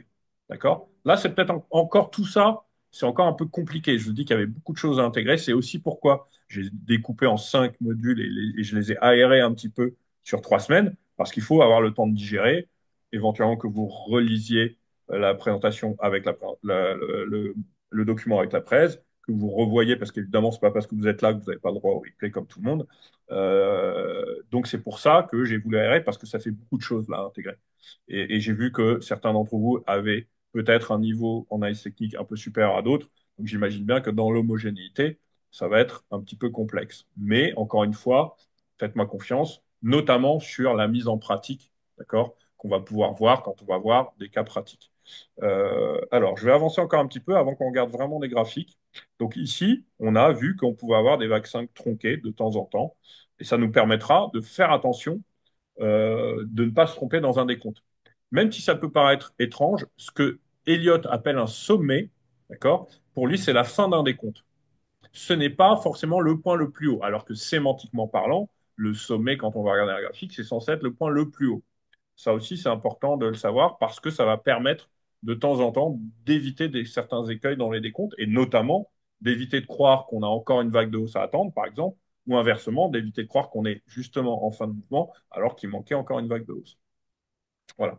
Donc là, on va voir les biseaux d'initialisation. Et après ça, je vais. Bon, ça va pas être enfin, très compliqué ici, c'est peut-être un peu compliqué à comprendre pour certains, mais ça va nous permettre de commencer à regarder quelques graphiques quand même pendant peut-être la dernière demi-heure ou peut-être un peu moins. Alors, les biseaux d'initialisation. Donc, ce sont les seules structures dans la direction de la tendance principale à l'intérieur de laquelle on peut avoir les règles héliotistes qui ne sont pas respectées. On va dire, ouais, mais je ne comprends plus rien. Non, vous allez voir, ce n'est pas compliqué et je vais vous expliquer comment, pourquoi. Donc, on peut avoir une vague 4 qui va empiéter souvent sur le territoire, ce qu'on appelle le territoire de la vague 1, donc qui va enfoncer l'overlap. Et on peut également, à l'intérieur d'un biseau, avoir de temps en temps la vague 3 qui est la plus courte. Vous allez me dire, je ne comprends pas. Ben non, on va comprendre très vite comment ça se dessine. Alors, les biseaux d'initialisation, à ne pas confondre avec les biseaux de retournement.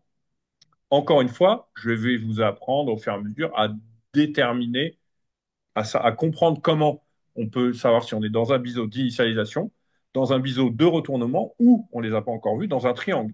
Parce que ces trois figures-là ont la même tête technique, en tout cas une tête qui se ressemble. Je vais vous montrer comment. Maintenant, il va y avoir une chose qui va être la plus efficace pour savoir si vous vous trouvez en face d'un biseau d'initialisation, de retournement ou dans un triangle. Ça va être le petit tableau que je vous ai mis après, que vous verrez par la suite ici, qui va vous dire, voilà, mes biseaux d'initialisation, c'est uniquement dans des vagues 1. C'est pour ça que j'ai mis ce petit tableau qui est très pratique, qui vous évite de vous replonger dans le truc. Ça va vous permettre rapidement de savoir où est-ce que vous en êtes. Autrement dit, ici, les biseaux d'initialisation seront uniquement dans les vagues 1 ou A. Okay, les biseaux de retournement seront uniquement dans les vagues 5 ou C. Et les triangles seront uniquement dans les vagues 2, 4 ou B. Bon, on n'a pas vu ici.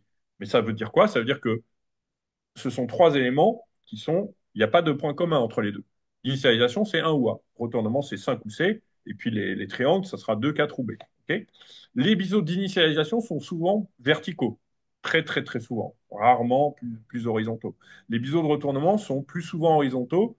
Mais bon, là, pour le coup, eux peuvent être un peu plus verticaux. Bon, ça veut dire quoi? On va regarder ça tout de suite. Voilà. Donc, un biseau, un triangle, qu'est-ce que c'est? Comment ça se dessine? Bon. les biseaux, ça peut se dessiner comme ça. D'accord?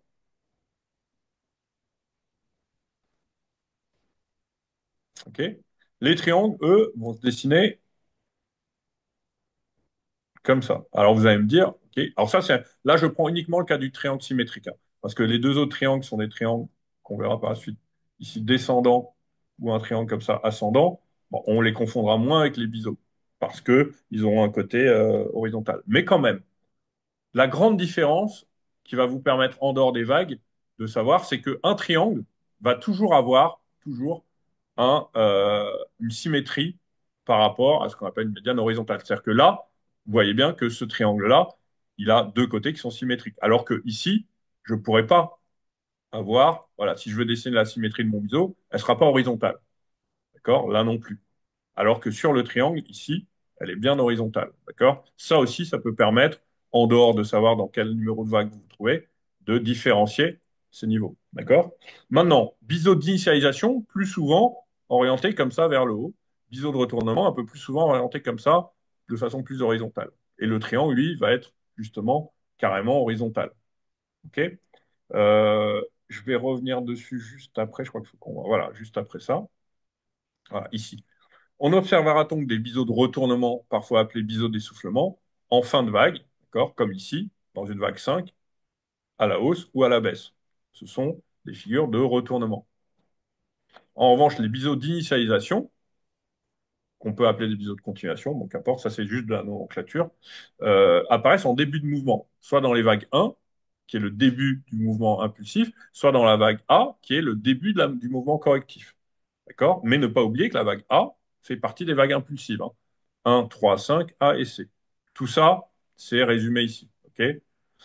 Vague impulsive, 1, 3, 5, A et C. Vague correctrice, 2, 4 et B. D'accord? La règle, même vous avez ici, tout est résumé, hein, c'est pratique. J'ai fait ça pour que ce soit plus simple pour vous. Vous avez les trois règles héliotistes ici, en rouge. La 3, jamais la plus courte. La 2, retrace jamais 100% de la vague 1. La 4, n'enfonce pas le niveau de la vague. OK. Ça, je vais vous le rabâcher, rabâcher, rabâcher. Les trois règles, vous allez les apprendre très vite, hein. Alors, la plupart des biseaux sont des biseaux de retournement. Mais il existe, alors ça oui, j'ai mis CF parce que j'ai une présentation sur les figures de retournement. Si d'ailleurs vous souhaitez les avoir, je vous enverrai les présentations qui font des zooms sur les figures de retournement, sur Fibo, sur les figures de continuation, etc. Parce que ce sont ces outils-là, tous ces outils-là, que Elliott a mis dans sa boîte à outils pour établir sa théorie. On peut cependant trouver des biseaux de continuation ou d'initialisation qui sont quasi exclusivement plus verticaux qu'horizontaux. Donc ça voudra dire quoi? Pourquoi est-ce que vous allez me dire, mais pourquoi est-ce qu'on se prend la tête à envisager des biseaux d'initialisation? Bah, tout simplement parce que de temps en temps, on va voir un premier mouvement exactement comme il est dessiné ici. On va sentir que c'est quand même une impulsion, puisqu'après, derrière, on va pouvoir envisager du 2, 3, 4, 5 derrière. Mais on va dire, mince, quand Marc Daguerre m'avait fait son information, il m'a dit que je ne peux pas avoir dans un décompte héliotiste propre d'une vague 3 qui est la plus courte, ou une vague 4 comme ici c'est le cas, qui vient enfoncer le sommet de ma vague 1. Sauf que ces règles-là, à l'intérieur d'un biseau, elles n'ont pas lieu d'être.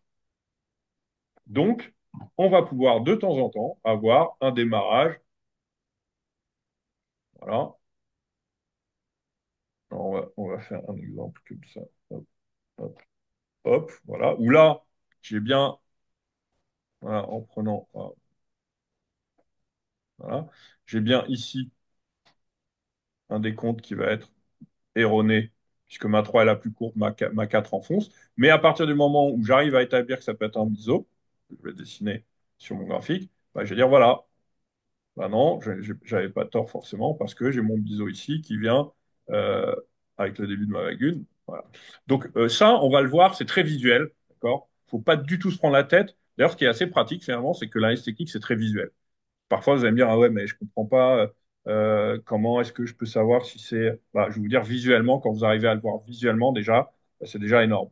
Bon, ça va nous permettre de ne pas louper des démarrages de nouveaux décomptes en oubliant ce cas particulier qu'on va retrouver de temps en temps. OK? Donc, c'est suffisamment rare pour que ce soit pas trop une prise de tête, mais on verra quand on va regarder des graphiques ensemble de quoi il en retourne.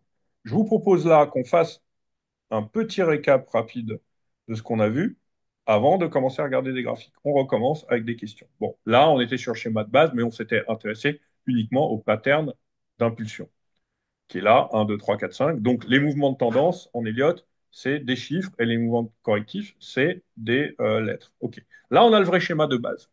Impulsive, donc phase impulsive ici, donc avec des nombres, phase corrective ici, avec des lettres. OK. Euh, on rappelle, les vagues impulsives ici, ce sont donc les, cette fois vous devrez le savoir, donc c'est les vagues 1, 3, 5 et A et C. Les vagues correctrices, elles, sont les vagues 2, 4 et B. Alors vous allez me dire, mais je comprends pas pourquoi ici vous avez mis impulsion, ici correction. Bah, parce qu'en fait, ici on parle de la phase, on ne parle pas des vagues. D'accord? La phase ici, 1, 2, 3, 4, 5, c'est ma phase impulsive. La vague ABC, c'est ma phase corrective. À l'intérieur de ma phase impulsive, j'ai trois vagues impulsives, deux vagues qui viennent corriger mes impulsions. À l'intérieur de ma phase corrective, j'ai deux vagues impulsives qui sont corrigées, elles, par un rebond, enfin, qui sont temporisées par un rebond. OK. La notion de cycle, sous-cycle, etc. Les poupées russes. De temps en temps, je vais pouvoir sous-découper, comme on l'a fait dans l'exercice pratique, pour justifier ce qu'on avait vu ici. Je ne sais plus où on était. Ouais, bon, je reviendrai. C'est où? Voilà, c'était là. Voilà. Comme pour justifier ce qu'on avait ici, on a la notion de sous-cycle. Ok, comme on l'avait vu quand je vous ai dit pourquoi est-ce que ici je peux avoir du 10, 9, 13, 17. Bon, parce que si je fais ici 1, 2, 3, 4, 5, d'accord? Tac, 1, 2, 3, 4, 5, 1, 2, 3, 4, 5, ben là, je vais pouvoir avoir du 17. OK. Ensuite, donc ici, on a la sous-découpe des poupées russes. Là, je suis dans un cycle supérieur, je peux le sous-découper éventuellement un cycle inférieur, etc., etc. Alors évidemment, c'est pas un truc qu'on va faire, c'est pas à l'infini, hein. À un moment, on va avoir un grand cycle et on va peut-être parfois dire, ah bah tiens, mon grand cycle est confirmé parce qu'à l'intérieur de ma vague 3, je peux sous-diviser à nouveau en 5 vagues d'un cycle inférieur.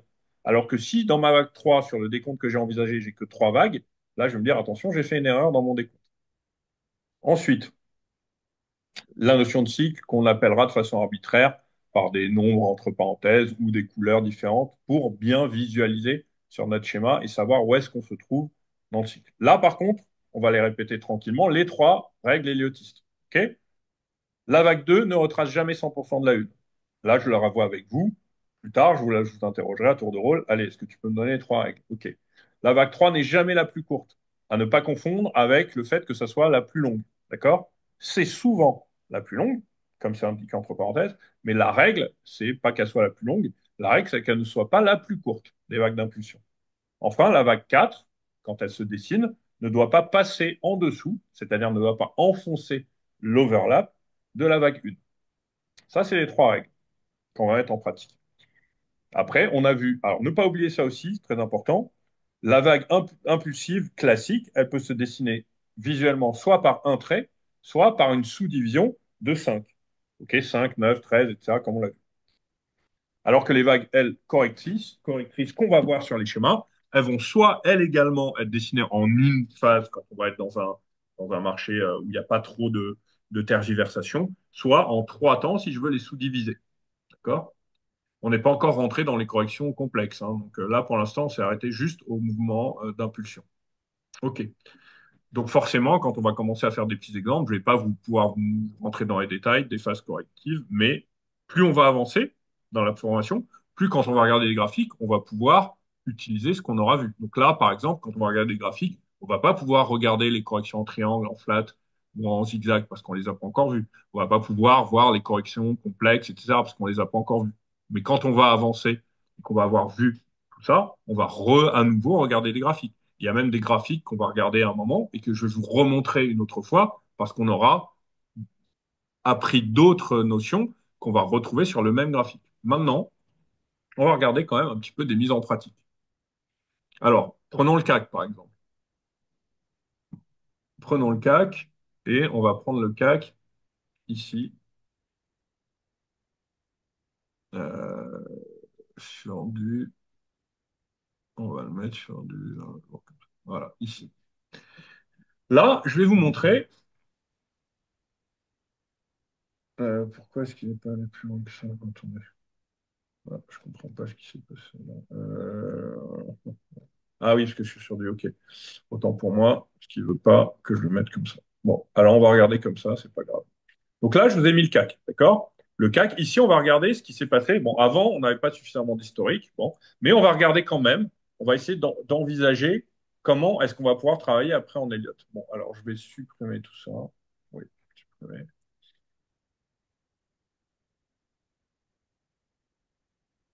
Ok, donc là, on est sur notre CAC. Bon, on voit quand même, hein, qu'est-ce qu'on voit quand on regarde le CAC? Bon, on voit que sur la tendance de fond, comme je vous l'ai dit, sur tous les indices, il est haussier.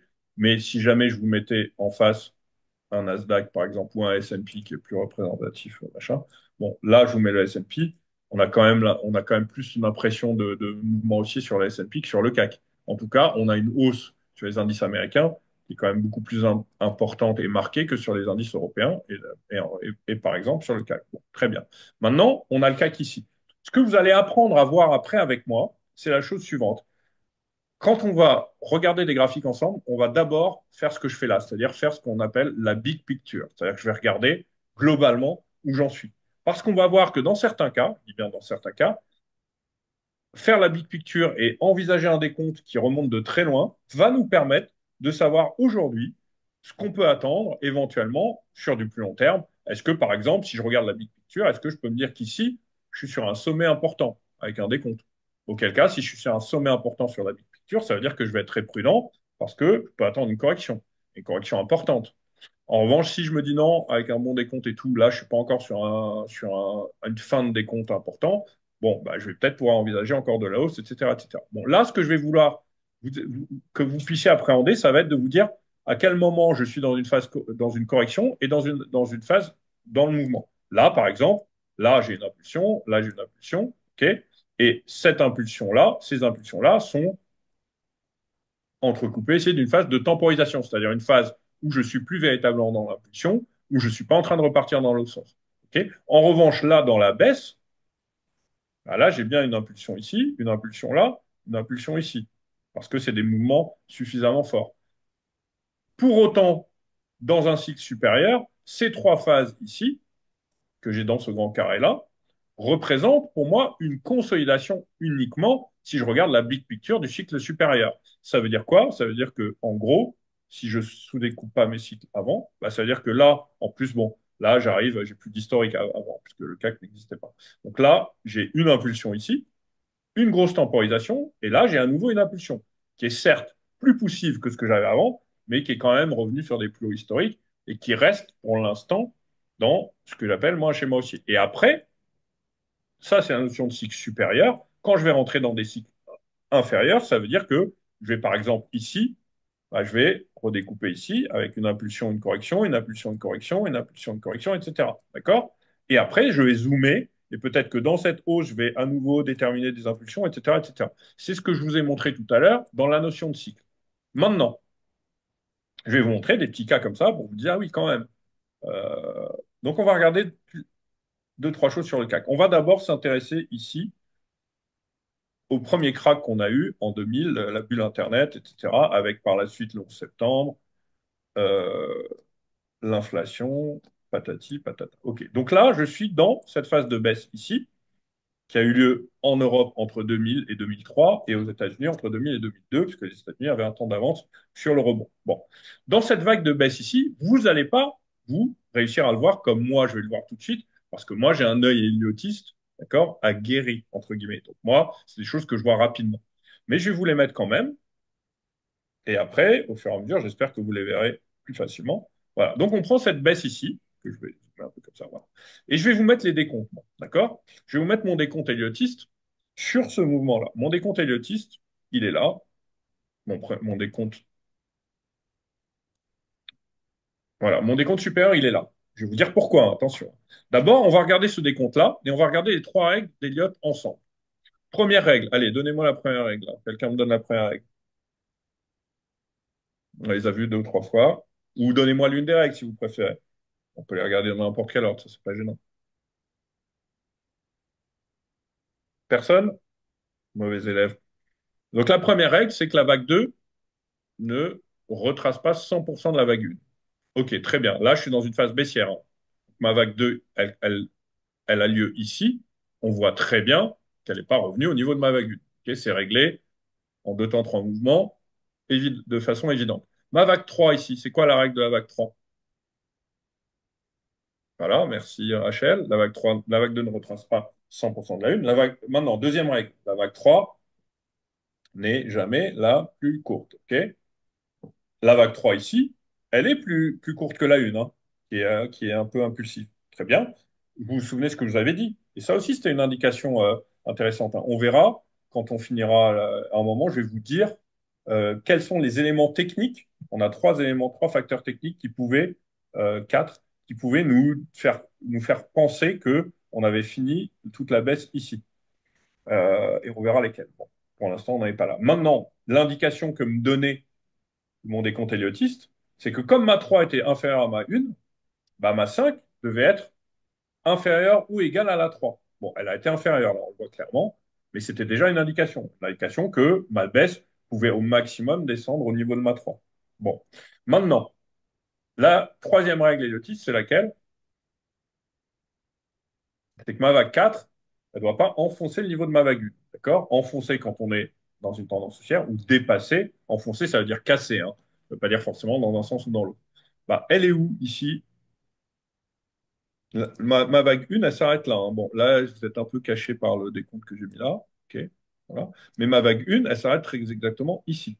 D'accord? Et ma vague 4, elle, où est-ce qu'elle s'est arrêtée? De façon assez scrupuleuse et magique. Bah, regardez, si je trace un trait ici sur ma vague 1, je vais pousser le décalage, ma vague 4 s'est arrêtée ici. D'accord? Donc, ma vague 4 n'a pas enfoncé, n'a pas cassé le niveau de ma vague 1. Donc, j'ai bien mes trois règles héliotistes. Maintenant, ce que vous pourriez me dire éventuellement, hein, c'est OK, vous êtes gentil, Marc, mais pourquoi est-ce que vous avez mis votre 1 ici, 2, 3, 4, 5? Moi, j'avais envie de voir mon 1 ici. Ou moi, j'avais envie de voir mon 1 ici. OK? Eh ben, on va regarder maintenant la notion de sous-cycle. OK? Et c'est ça qui va être quand même assez, j'allais dire, euh, ouais, surprenant, efficace, vous voyez ça comme vous voulez, dans mes sous-découpes de vagues par la suite. Donc, si je veux sous-découper ici ma vague 1, que j'ai arrêtée ici, vous m'auriez dit, je veux mettre ma vague 1 ici. Pourquoi je vous aurais dit non, par exemple? Si vous voulez mettre votre vague 1 ici, n'oubliez pas ce que j'ai dit, une vague impulsive n'a jamais lieu en trois temps. Or, ici, même si certains vont dire non, là, je vois deux temps à l'intérieur de ça. Non, ici, vous avez très clairement, pour moi, trois temps ici. Donc, je ne peux pas mettre ma vague 1 ici. En revanche, si je la mets là où je l'ai mise, bah, j'ai bien mon 1, 2, 3, 4, 5 d'un cycle inférieur qui va me permettre ici d'avoir mon 1 de cycle supérieur. D'accord? Donc, on va le mettre par exemple comme ça. Là. Par la suite, donc j'ai ma 2 qui arrive ici. OK? Après, je vous ai dit que j'ai arrêté ma 3 ou ici. Eh ben, encore une fois, donc c'est pour ça que je vous dis c'est quand même là, à l'intérieur de ma 3, j'ai bien du 1, 2, 3, 4, 5 ici. D'accord? Ma vague 5, elle, en revanche, elle a lieu en un trait. Si vraiment vous vouliez que je zoome, je pourrais également sur la vague 5, quoi, pour vous montrer un cycle inférieur qu'elle a bien lieu, elle également, en 5 temps. D'accord? Les règles héliotistes sont respectées à chaque fois. On va le regarder ici. Ma vague 2, est-ce qu'elle a retracé 100% de ma 1? Non, ma vague 1 démarre là. Ma vague 2, elle, s'est arrêtée ici. Donc là, on est bon. Ma vague 3 n'est pas la plus courte. Elle est plus longue que la 1 déjà. D'accord? Donc ma vague 5 a eu le droit, on a dit qu'elle avait tous les droits, d'être plus longue que ma vague 3. Enfin, mon overlap, encore de façon assez magique, vous voyez, là, enfin magique. Là, ma vague 1 est là, ma vague 4 n'est pas venue casser le niveau de ma vague 3. OK? De ma vague 1, pardon. De la même façon, ici, vous allez avoir exactement la même chose.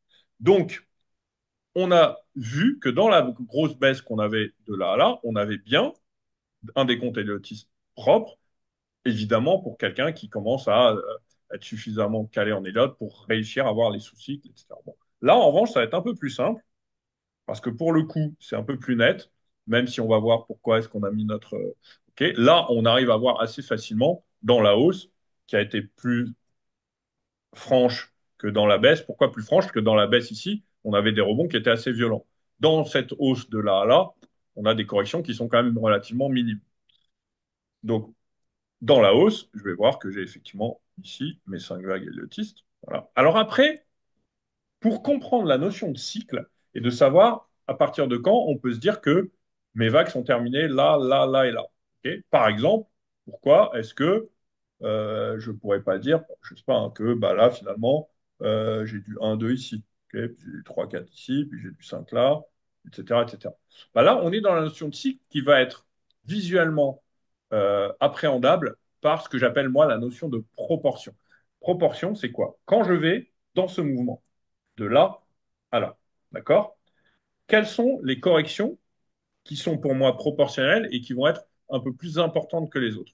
Que ce soit en termes de profondeur ou en termes de timing, d'intervention, etc. Bah, en fait, mes deux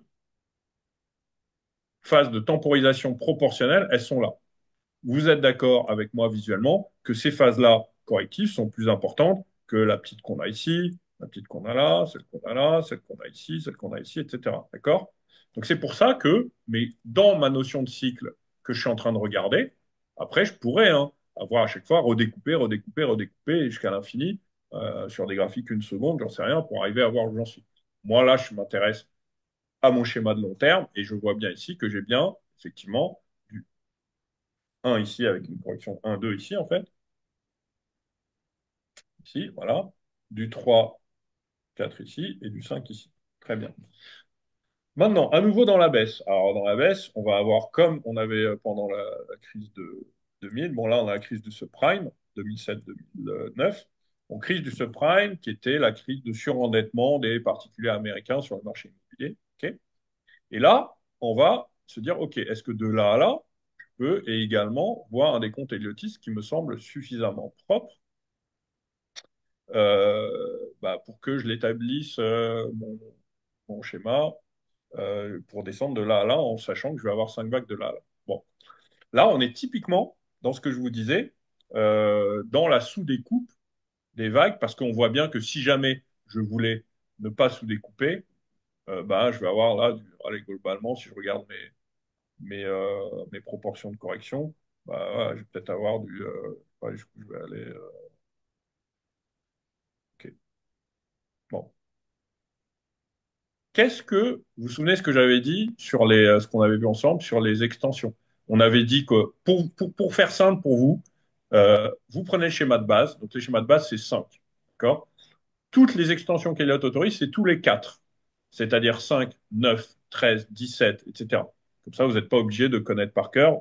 Vous prenez 5 et vous voyez si, en rajoutant 4, 8, etc., vous allez tomber. Donc, Eliott nous a dit qu'on pouvait s'arrêter sur 13, puisque 13, 5 plus 4, 9, 9 plus 4, 13. Nous, Eliott nous dit qu'on ne pouvait pas s'arrêter là ou là. Donc, déjà, en faisant ce décompte-là, en regardant, comme je vous l'ai dit dans mon cycle, les corrections proportionnelles, okay, c'est-à-dire que celles-ci, toutes celles que j'ai mises ici en correction, elles sont proportionnelles, alors que celle-là est beaucoup plus petite. D'accord? Bon. Donc là, déjà, j'ai établi que j'avais de haut en bas un décompte envisageable. Bon. Pour autant, il va falloir que je puisse le sous-découper si j'ai envie de le sous-découper. Bon. Globalement, parfois, je peux avoir plusieurs décomptes pardon, valides. D'accord? Ce qui compte pour nous, c'est pas grave, hein. À partir du moment où les décomptes nous donnent la même prospective, parce que nous, c'est ce qui nous intéresse, bah, on s'en fout de mettre un là ou là, un là, on s'en fout. Donc ici, on est en train d'étudier le passé, hein, parce qu'après, à un moment, on va essayer de voir dans le présent. Bon, par exemple, typiquement, bah, si on avait regardé le graphique en étant là, bah, là, on serait pas on serait en train dans du concret. Donc on essaierait d'envisager un décompte pour dire, ah, bah là, j'ai l'impression d'avoir du 1, 2, 3, tac, là, j'attends une 4, 5. Ou alors, on se dirait, bah non, on n'est pas dans. Ici, on pouvait penser qu'on était simplement en train de corriger ce mouvement de hausse. D'accord? Si on est en train de corriger, au lieu d'avoir du 1, 2, 3, 4, 5, on aurait eu quoi là? Qu'est-ce que j'aurais dû noter ici, par exemple, si j'estimais que j'étais encore en train de corriger tout le mouvement qui avait démarré ici? Donc, si j'étais dans une correction et pas dans un retournement de tendance et que je repartais pas dans une tendance baissière, qu'est-ce que j'aurais dû avoir? Pas du 1, 2, 3, 4, 5, j'aurais dû avoir du. C'est quoi les corrections? Déjà, elle se nomme, voilà, merci, du ABC. OK. Donc, j'aurais dû avoir une consolidation en ABC. Bon. Maintenant, parfois, quand on est dans des impulsions claires, on sait quand on est dans du 1, 2, 3, 4, 5. OK. Pourtant, parfois, on va pouvoir hésiter un peu quand on est dans un début de décompte, par exemple. Quand le décompte ne s'est pas encore clarifié, comme Elliot nous le dit de temps en temps, on peut arriver, on va voir ça aussi, quand enfin, il fera dans la présentation, quand on va faire l'état des lieux, on va parfois avoir un décompte clair, on va dire, bon, ok, le décompte clair, c'est celui-là, et parfois on va se dire, ah, bah, mon décompte là n'est pas très clair, je vais en envisager celui-là ou celui-là, et après, quand mes cours vont avancer, je vais trancher. Si j'ai enfoncé tel niveau, c'est pour ça que moi je parle de balise. Ah, bah, je me suis trompé. Mon vrai décompte, c'est le 1, 2, 3, 4, 5, c'est pas le ABC. C'est pour ça que de temps en temps, on verra sur certains graphiques ou qu'on verra ensemble, tant qu'on ne sait pas encore si on est reparti dans un sens ou un autre, parfois, ce qu'on note en Elliott, c'est la chose suivante. 1 ou A, 2 ou B, et 3 ou C. OK? Alors, je vous explique. Là, je vais me dire, par exemple, je me suis arrêté là. OK? Et là, je vais me dire, bon, bah, j'ai du 1 ou A, 2 ou B, 3 ou C. Parce que je ne sais pas encore. Ça veut dire quoi, 1 ou A, 2 ou B, 3 ou C? Ça ne veut pas dire que cette vague-là s'appelle 1 ou A. Ça veut dire que c'est soit une vague 1, soit c'est une vague A. Mais au moment où je regarde le graphique, je n'ai pas suffisamment d'informations pour savoir. OK? 2 ou B, 3 ou C. Après, c'est à partir de là que je vais pouvoir trancher. Soit je continue à descendre vers le bas, après mon rebond ici, auquel cas je vais enlever de mes hypothèses le A, B, C et je vais garder 1, 2, 3. OK? Et après, je vais faire 4, 5, etc. Si, au contraire, à partir de là, ce qui n'a pas été le cas, on était reparti vers le haut, j'aurais effacé mon 1, 2, 3 et je regardais mon ABC. C'est pour ça que de temps en temps, quand on va regarder des schémas, quand on ne saura pas encore, qu'on n'aura pas assez d'historique ou que les proportions ne seront pas, comme ici, trop impulsives, plus hésitantes, bah, on va mettre un ou A, 2 ou B, 3 ou C.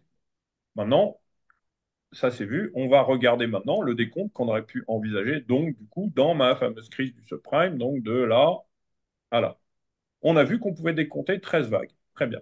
Maintenant, parfois aussi, une petite astuce que vous pourrez voir au fur et à mesure, c'est que parfois, quand vous n'arrivez pas en démarrant là, je vous dis, trouvez-moi un décompte 1, 2, 3, 4, 5 de là à là.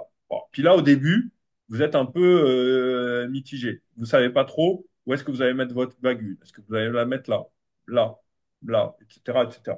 Bon. De temps en temps, vous pouvez faire, moi ça m'arrive, la route inverse. Vous dire, bon, ok, de là à là, il faut que j'ai 5 vagues. Donc, je vais me dire que là, j'ai une 5.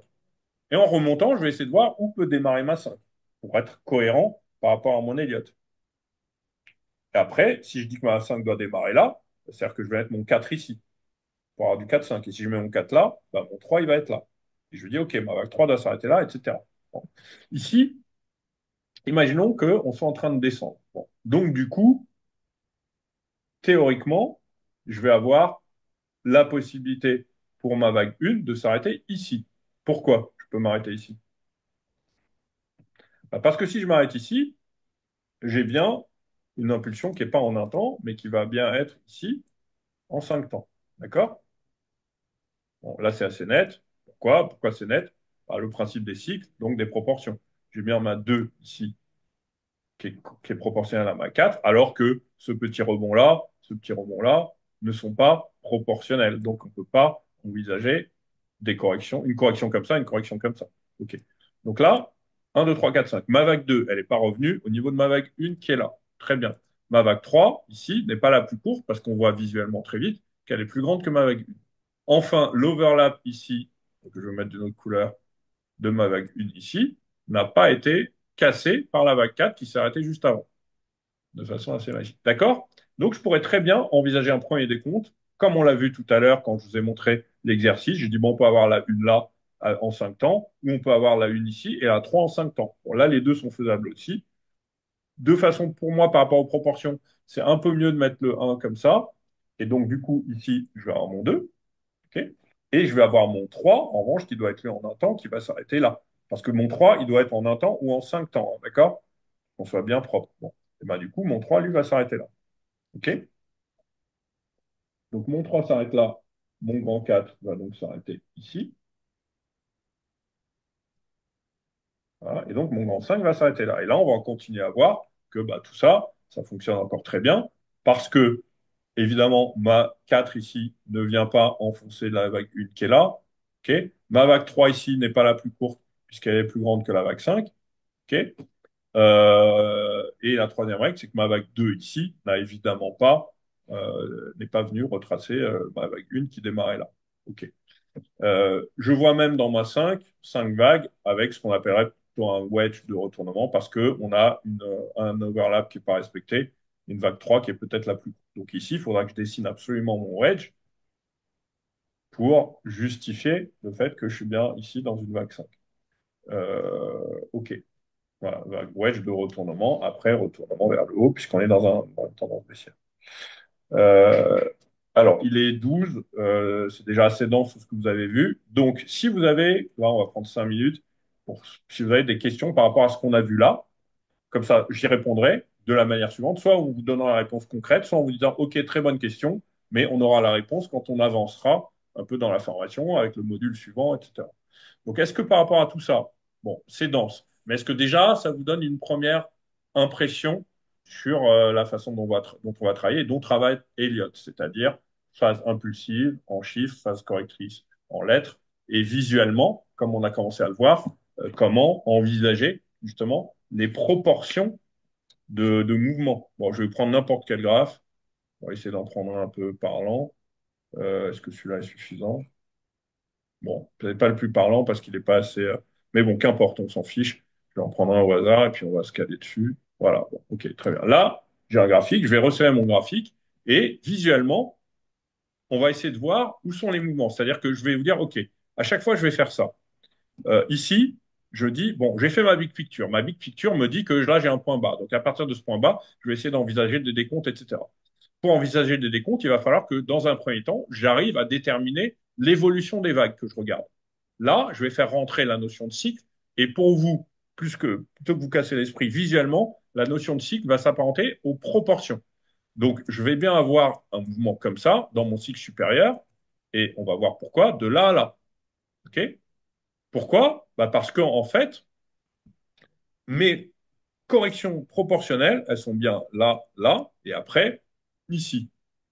À l'intérieur de ces mouvements mêmes, je ne peux pas dire que ça, ça, ça ou ça soit suffisamment grand pour que je puisse. Ah oui, après, à l'intérieur, je peux mettre des sous-vagues hein, avec ces cycles-là. Mais mon cycle supérieur, il est très nettement déterminé par ces proportionnalités-là. OK. Et donc là, déjà, je vais savoir que je vais pouvoir envisager un truc comme ça. Bon. Si jamais j'étais dans un décompte héliotistes, c'est intéressant. Pourquoi c'est intéressant? Bah parce qu'on a les trois règles qui sont respectées, mais en plus, elles sont vraiment respectées. Alors, ça veut dire quoi, vraiment respectées? Bah, je vais vous montrer ce que ça veut dire. Bon, elles sont respectées, point barre. Bon, vraiment, ça ne veut pas dire grand-chose. Mais là où je veux dire que c'est intéressant, c'est parce que d'abord, la vague 2 qui serait ici, hein, là, vous voyez bien, hein, si j'ai fait ça, c'est que j'ai envisagé. Ah, qu'est-ce qui se passe? Hop. Ah oui, c'est parce que j'avais moyen aussi qui j'ai Ok, ça veut dire que là, c'est un peu, voilà. Là, j'ai envisagé d'avoir ça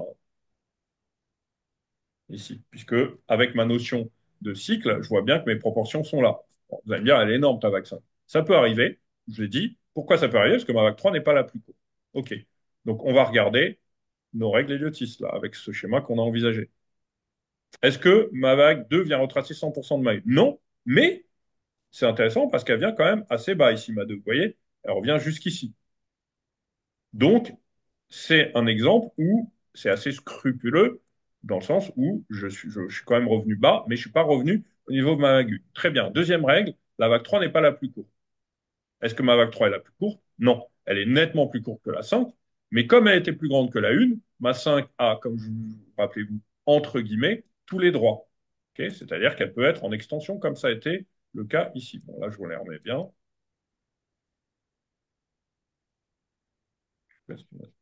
Bon, ok, il m'a pas essayé d'attraper.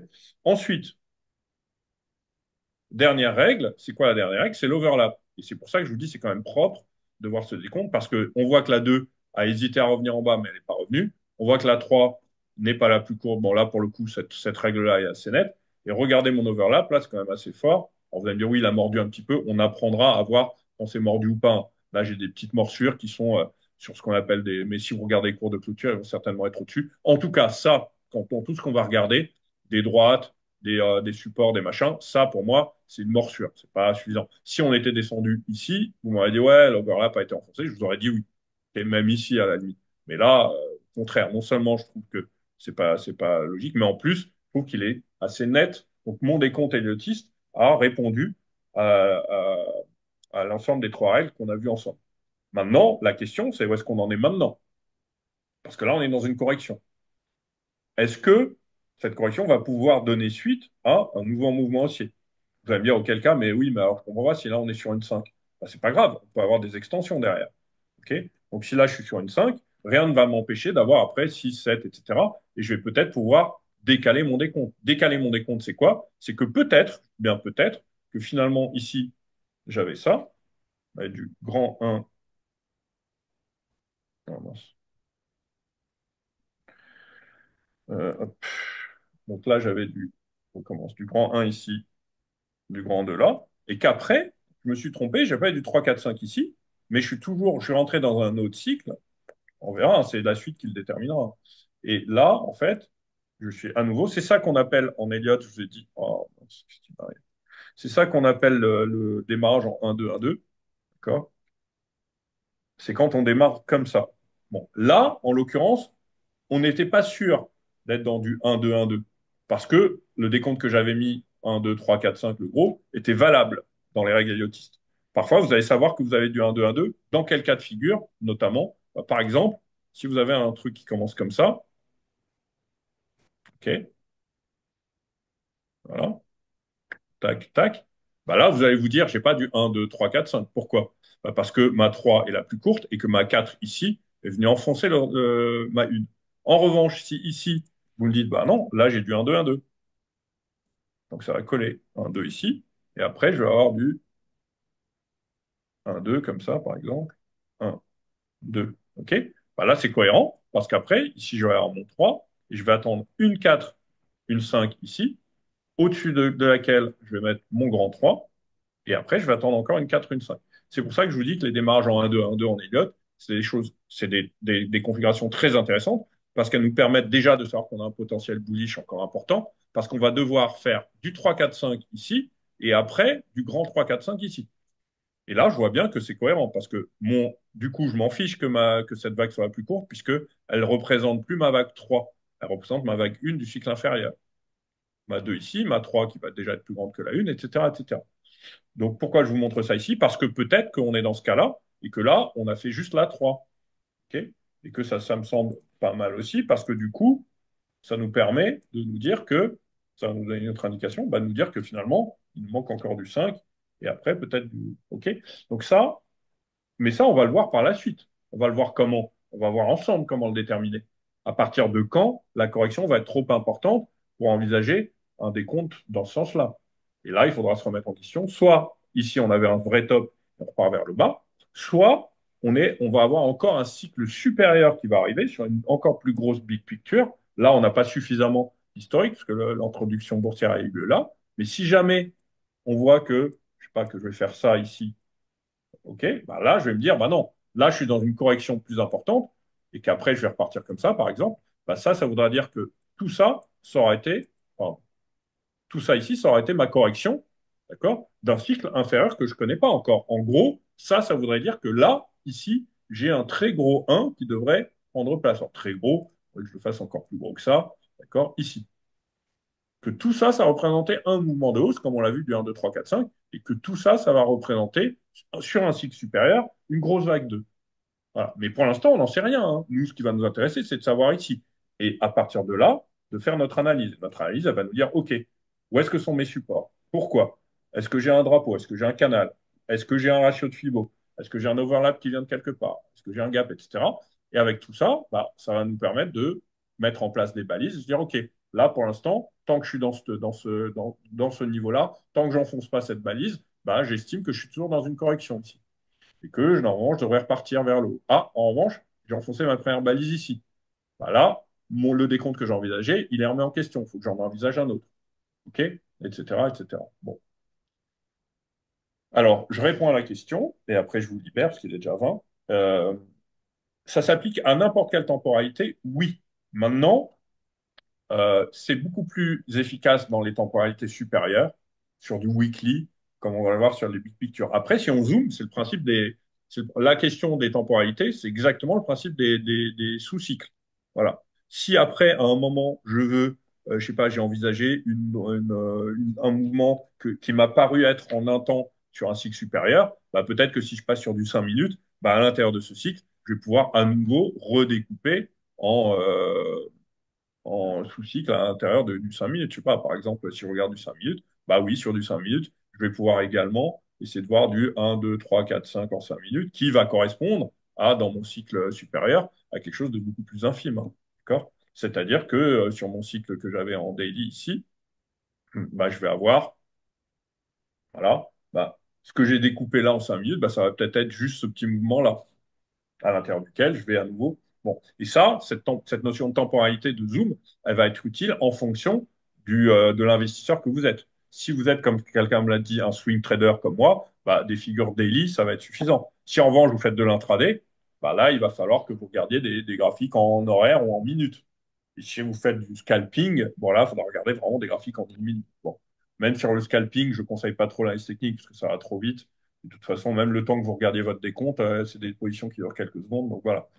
Mais sur de l'intraday plus court terme, des graphiques en minutes, oui, on peut. Voilà, je vais donc bah, vous souhaiter une bonne soirée, vous remercier. Je vais penser à vous envoyer la présentation, là, comme ça vous pouvez commencer déjà à la voir. Et puis on se retrouve. Ah oui, alors si. Bon, alors il y en a. Apparemment, les absents n'ont pas pu venir. Bon, bah ils verront le replay que je mettrai en place, pardon, que je remettrai en ligne demain. Est-ce que vous voulez qu'on reparte? Bah, vous allez me dire, hein, les absents toujours tort. Donc là, vous me dites si est-ce que vous voulez qu'on reparte sur le même horaire? Est-ce que certains voudraient qu'on commence un peu plus tôt? Est-ce que tout le monde serait d'accord? Est-ce que certains voudraient qu'on commence un peu plus tard parce que ils risquent de terminer tard jeudi? Voilà, bah dites-moi entre 18h, bon, minimum, parce que je pense que 18h c'est vraiment dur pour certains, mais entre 18h30, 19h, 19h30 ou 19h15 comme aujourd'hui, qu'est-ce qui vous arrange? S'il y en a certains qui peuvent venir à la fois à 18h30, 19h30, bon, bah, c'est très bien. À la limite, qu'ils laissent les autres décider. Je sais que par exemple, Candry, lui, avait du mal à arriver tôt. Bon, là, il a pu arriver à 19h, c'est très bien. Ok, même horaire. Est-ce que c'est bon pour tout le monde qu'on reprenne à 19h15 jeudi? Si personne me dit non, bah, c'est très bien. Après, s'il y en a un qui peut pas et qu'on peut s'adapter, on s'adapte. Mais sinon, bah, il va falloir. Alors, n'oubliez pas aussi que vous pouvez arriver en cours de route. Hein. Vous pouvez partir avant, vous faites ce que vous voulez. Hein. Vous arrivez avant, vous partez en cours de route. Vous arrivez après, vous repartez avant. Vous gérez votre planning. Vous pourrez après regarder le replay. Moi, je n'ai aucune obligation de mon côté. Hein. C'est pour vous. Bon, on va partir sur la même heure pour jeudi et on fait la même session, 19h15. Voilà. Je vous enverrai un mail avec la présentation et peut-être aussi en vous donnant des petits bullet points, en vous disant voilà ce qu'on a vu. Si vous voulez vous amuser déjà, regardez un peu pour ceux, hein, évidemment, qui ont déjà cette aptitude. J'ai entendu hein, qu'il y en avait d'entre vous, certains d'entre vous qui étaient peut-être un peu plus avancés.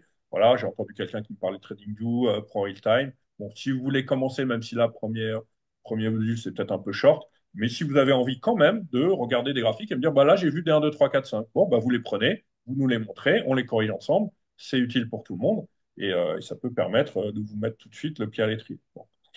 Ça, je vous demanderai d'en faire. Plus on avancera, plus je vous donnerai quelques exercices en vous disant, bah, voilà, essayez de me trouver des décomptes. Et si certains d'entre vous n'ont pas les moyens d'avoir, bon, quoique TradingView, c'est gratuit, hein, c'est pas payant.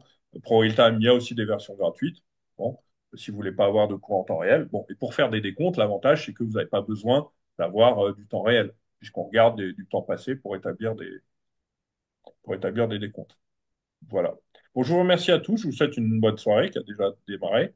Et on se retrouve donc jeudi en live pour la prochaine session. Et je vous enverrai un mail demain avec le lien pour le replay, la présentation et quelques astuces. Peut-être, ça, je le ferai régulièrement, les bullet points de ce qu'il faut retenir, le principal, dans ce qu'on aura vu au fur et à mesure. Parce que vous allez avoir l'esprit qui va quand même être assez plein. De temps en temps, il faut digérer. Mais ça vous permettra de vous dire, bon, est-ce que j'ai absolument besoin de retenir les vagues tronquées? Bon, non, c'est moins important. Est-ce que les biseaux d'initialisation? Non. En revanche, les règles, oui, ça, il faut que je les connaisse. Les extensions, oui. Les sous-cycles, ça, oui, c'est des choses importantes parce qu'on va s'en servir tout le temps. Voilà. Allez, je vous abandonne et puis je vous dis à jeudi en live et à demain en mail.